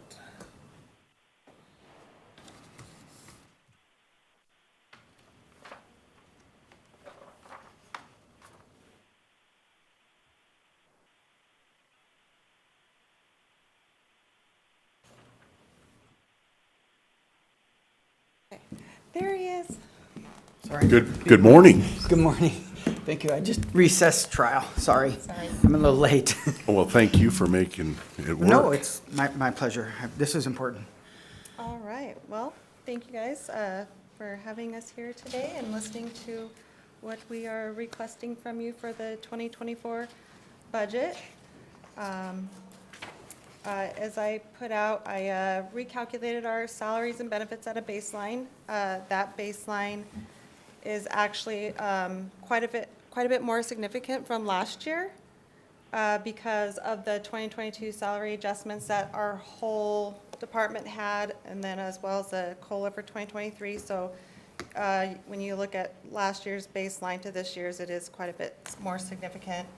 I just want to make sure there was an explanation for that.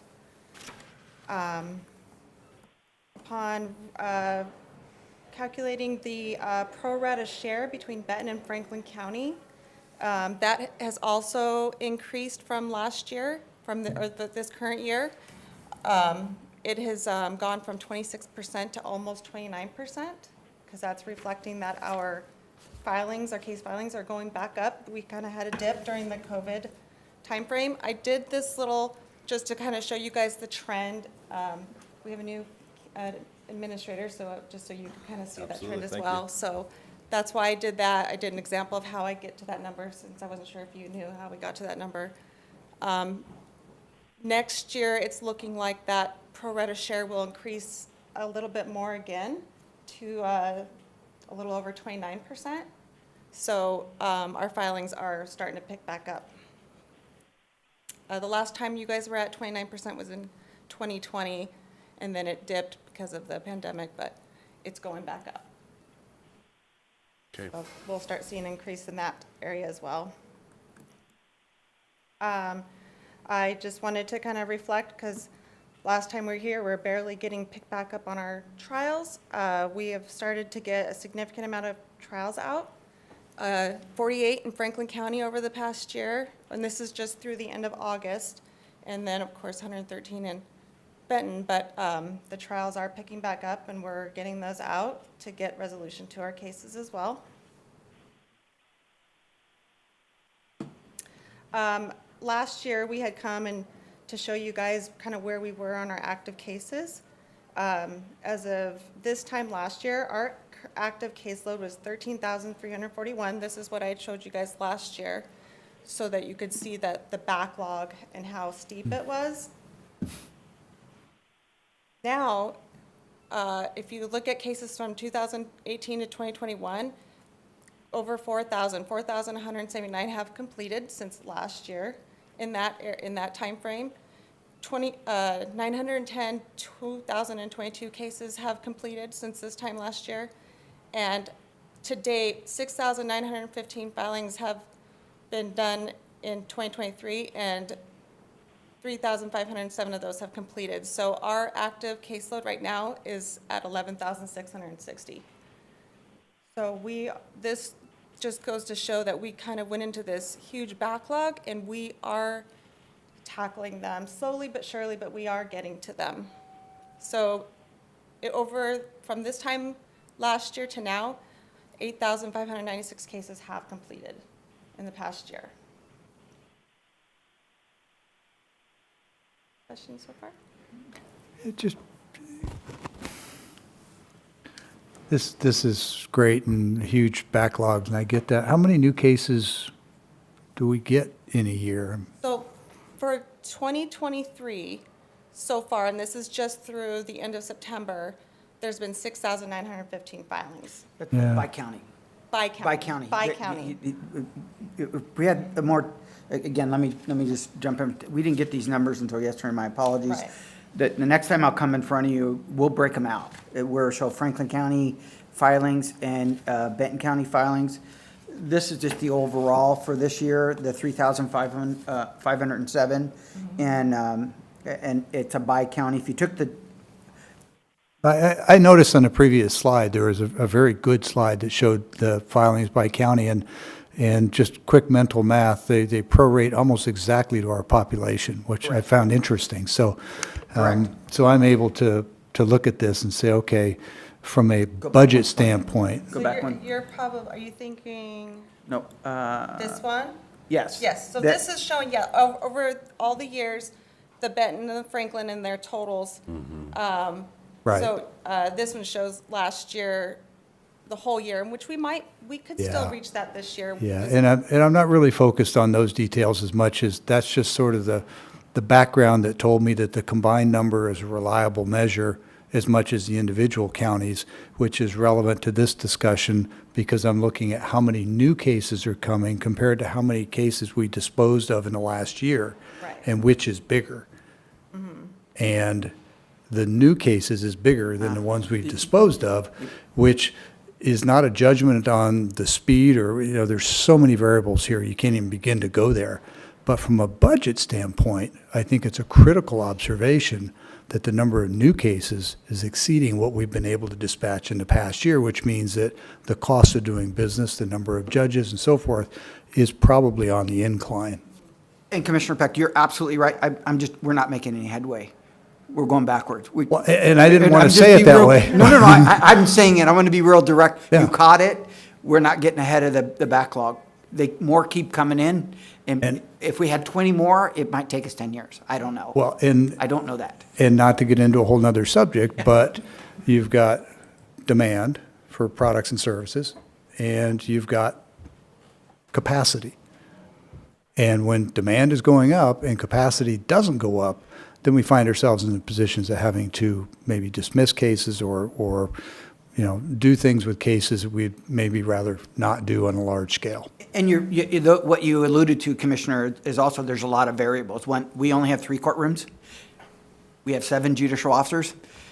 Only judges can do the criminal trials and civil trials. So again, unless they waive for various issues, it's just I don't like to say, but we're not getting ahead of the backlog. It just we're constrained, and you're absolutely right. 3 courtrooms, 7 judges. There's only 7 of us and 3 courtrooms. Yeah, we're swimming against the current in a big river, and before long, we're going to be in the ocean. Yes, we will be, unless something rights the ship or something. The current's stronger than our deliveries. Anyway, I just, from a the purpose today obviously is budgets, and people come in, they ask for more and more and more, and I'm always looking for what's current capacity, what's current need, and what's happening with the need. And I just want to point out that the empirical data show that the need is greater than the capacity, and the trend is going up in terms of demand. And one little trivia, based on the judicial needs, we're somewhere almost 13 judicial officers. So that's a whole other subject, Commissioner. Yeah, I'm with you. The capacity, supply, the demand side. Go ahead to the next slide. I'm sorry. Well, that brings us to our request. One is our Superior Court Superior Court has 2 contracts with Spanish interpreters, because our need is to have an interpreter here every day for our courtroom coverage. There is a resolution in place. That was a 2-year when we entered into it last year. The increase for the 2024 is $6,800, so I put that in for my baseline expenditure increase for my 4911. And then Superior Court is only has one request for a staff person. Benton County is a 2-year budget, and you guys are an annual, and so there's no budget openings for Benton this year.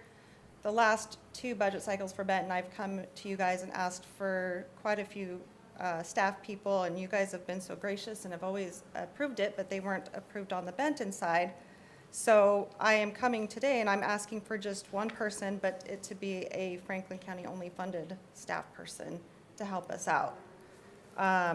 The way that breaks out, this kind of breaks out the costs from their salary, their Social Security, VEBA, all the things that we offer a full-time staff person, and the total cost for 1 year being $82,038. But if I go to my next slide here, I have 2 court reporter positions that were both at full-time that I am given back. So Franklin County's portion for those 2 positions is just under $53,000. So if you take this new person, the admin fee that goes through the ranks when it goes back and forth, giving back the 2 positions, the total request for this one person really only looks like $30,599 on paper because of the exchange. It's still a lot. It's still a lot. Still a lot. Especially since our baseline has increased significantly this year. So. I like 0. Right. Neutral. Yeah, I don't think it's necessarily a lot in the context of the budget. My bigger concern is that, as we just discussed, demand for services is up, capacity is constrained. How is it that we can do without those court reporter positions? There's nobody filling them. There's nobody going to fill them. I understand that, but shouldn't we? He wants a response. Okay. Shouldn't we? I'm going to give him the response. Shouldn't we be looking to fill those positions? That's a great question, Commissioner, and I'm glad I'm here. As you know, the court reporters, we just can't, there's just not enough of them out there. We've had these positions open 5-6 years. Commissioner Peck, you were here when we had one for every judicial officer. Right. And as they've retired, we can't replace them. So we went to the technology, the FDR or JAV system with the recording device, similar that you record your proceedings. Oh, so that's filling in the gap. I'm sorry. Yes, you're absolutely right. Please, this is an interactive. To the extent it is, but there's some setbacks with it, meaning that the technology is great, but you got to have someone to monitor it. And so to the extent is that, am I closer to the microphone to make a record? Or am I too far away you can't hear me to make the record in the courtroom? And that is a challenge for the court. But we have a plan, and I'll tell you the plan in a minute. We currently only have 2 reporters that cover both counties. We only used those reporters, I always call them Recorders. recorders. Reporters, yeah. Yes, he's laughing. I get them all mixed up. But you know what I mean, the stenographers. We only use them for criminal trials. Criminal trials where you need an accurate record. You need to make sure the proceedings are all taken down. It can be appealed to the extent the reliability of the FDR system is just not there. We need someone to monitor it all the time. What's our plan? We're probably going to be down to one here soon. Reporter? Reporter. Because the other one is at retirement age, and we're nervous about being down to one. That would be Renee. Our plan is to come, not this year, next year, or sooner. We're going to use courtroom technology personnel. We currently have a pilot program in Benton County that I was able to get through Benton County for for the lack of a better way of putting it, a person assigned to control the FDR system. All they do is monitor headphones and check the record to make sure everyone is being heard and everything's being taken down. That person right now is Sandra Alcon. She's doing the project, the pilot project, to see if it's viable. And if it's viable, we'll be coming to all the commissioners to say, we need these courtroom technology people to replace the reporters. And they'll be in the courtroom, and they'll be in place of them. And hopefully, this pilot program that we have in Benton County, it seems to be working. We've been about 3 weeks where Sandra's taken over all those duties for the report for the FDR system, and it looks great. Meaning, the accuracy is far up, and I don't want to use a percentage because everybody gets stuck on the percentages, but it's much better. So that's our goal, is that we're going to replace them with this courtroom technology person. What happened here, what Tiffany's alluding to, is that we have 2 positions budgeted for years we've never used.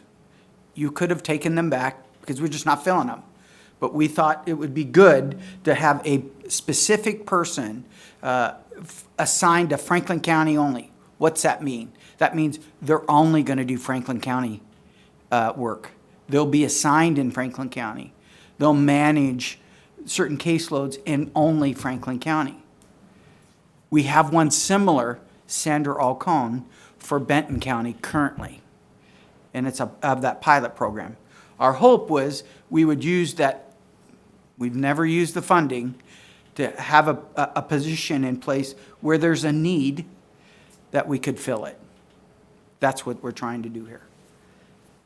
Did you want to? Just another reason why this is so important for us is attorneys, especially criminal attorneys, are very reluctant to go to trial without a court reporter because they don't feel like the recording system is reliable. When you don't have somebody monitoring it, that's when you're not capturing things because there's nobody to know that the speaker isn't loud enough or the person's not close enough.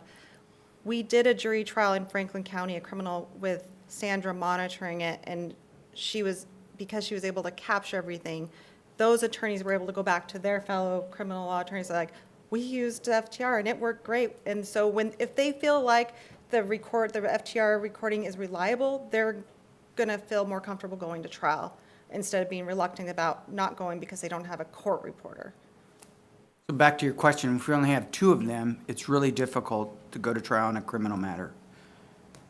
Yeah, the answer I'm hearing is, well, we don't need them because technology is filling in the gap, which is great. I would note that the last 2 FTE positions. That was a little harsh. No, I think it was a succinct summary of what you said, which is we can't find court reporters, and if we could, we would hire them. And we can't, so we found another solution, which is technology-based, which is working great, and the attorneys have adopted it. To me, that just all sounds like a win. And I'm grateful for the fact that you've got 2 court reporter positions there. Ostensibly, you'd think that some portion of that value is attributable to Benton County and some to Franklin, yet you're you're essentially crediting it all toward this position, which is a Franklin County-only position. So I don't want to pass up the opportunity to say thank you, because you're actually giving us more credit. It is important to do that, because the need is there. Right. And it's a dedicated person. So I got a question. Yes. You got 3 courtrooms. Yep. Do you have all 3 of them going at one time? That's a really great question. On Mondays, we do. Hold on. Yeah, I'm going to answer. I want to be real direct. Can this one person monitor all 3 rooms? No. So How much is let me this? go with your first question. Okay. Are they all operating Monday through Friday from 9 a.m. to 4 p.m.? No. Okay. Is this person able to monitor all 3 courtrooms? No. Okay. It's only one courtroom at a time. And what is the difference in hiring this person that monitors to a stenographer What's the difference? in salary?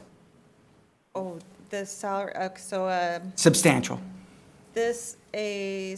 our current court reporters are at a level 9 on our salary schedule, our bi-county salary schedule, where this person is at a level 4. That's the difference. You do in the his scale. salary. I could, he wanted the numbers. Oh, I don't- He doesn't know the scale. The scale tells the tale. Right. It does. Okay. And So we probably can just about have 2.5 to 1. Maybe not 2, maybe 1.5 to 1. because all the adders. Because of the All the adders. adders is what would kill us to the extent, your math is correct. But it's the adder in for the retirement, the benefits. Yep.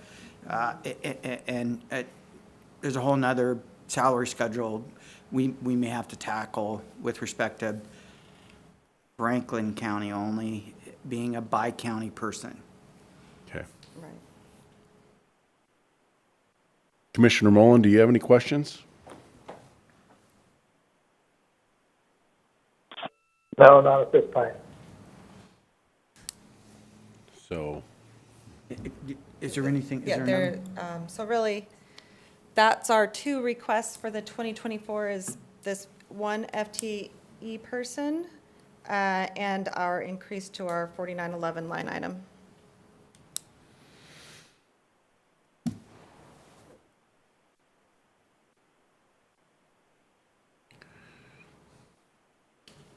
So that's, doesn't seem like a lot, but it is, I know, because of the overall scheme of things, but we're very thankful for you guys to listen to us today. we're thankful that you came in early so we could Oh, you're welcome. get it done early. Glad we can. you're We welcome. had a conversation this morning about pathologists and how scarce they are and what they cost. And so when you tell me that court reporters are scarce and costly, I go, yeah, but. Should have heard the conversation this morning about pathologists. So, I concur with their analogy. I've happened to sit into one of those conversations, and they are correct. They're tough to come by. Well, we appreciate it. Good. Any other? Thank you, Commissioner. No Thank other you. questions? Thank you. No, I appreciate your time. Have a great day, everybody. Thanks. You too. Thank you. Do you need some help with me? Is this ours? That was for you. Okay, so I guess the last one is juvenile justice, and that'll be at 1:15, correct? Yes, sir. David Wheeler's going to come in at 1:15. Okay, so we will recess till 1:15. Sounds good. Thank you. Thank you.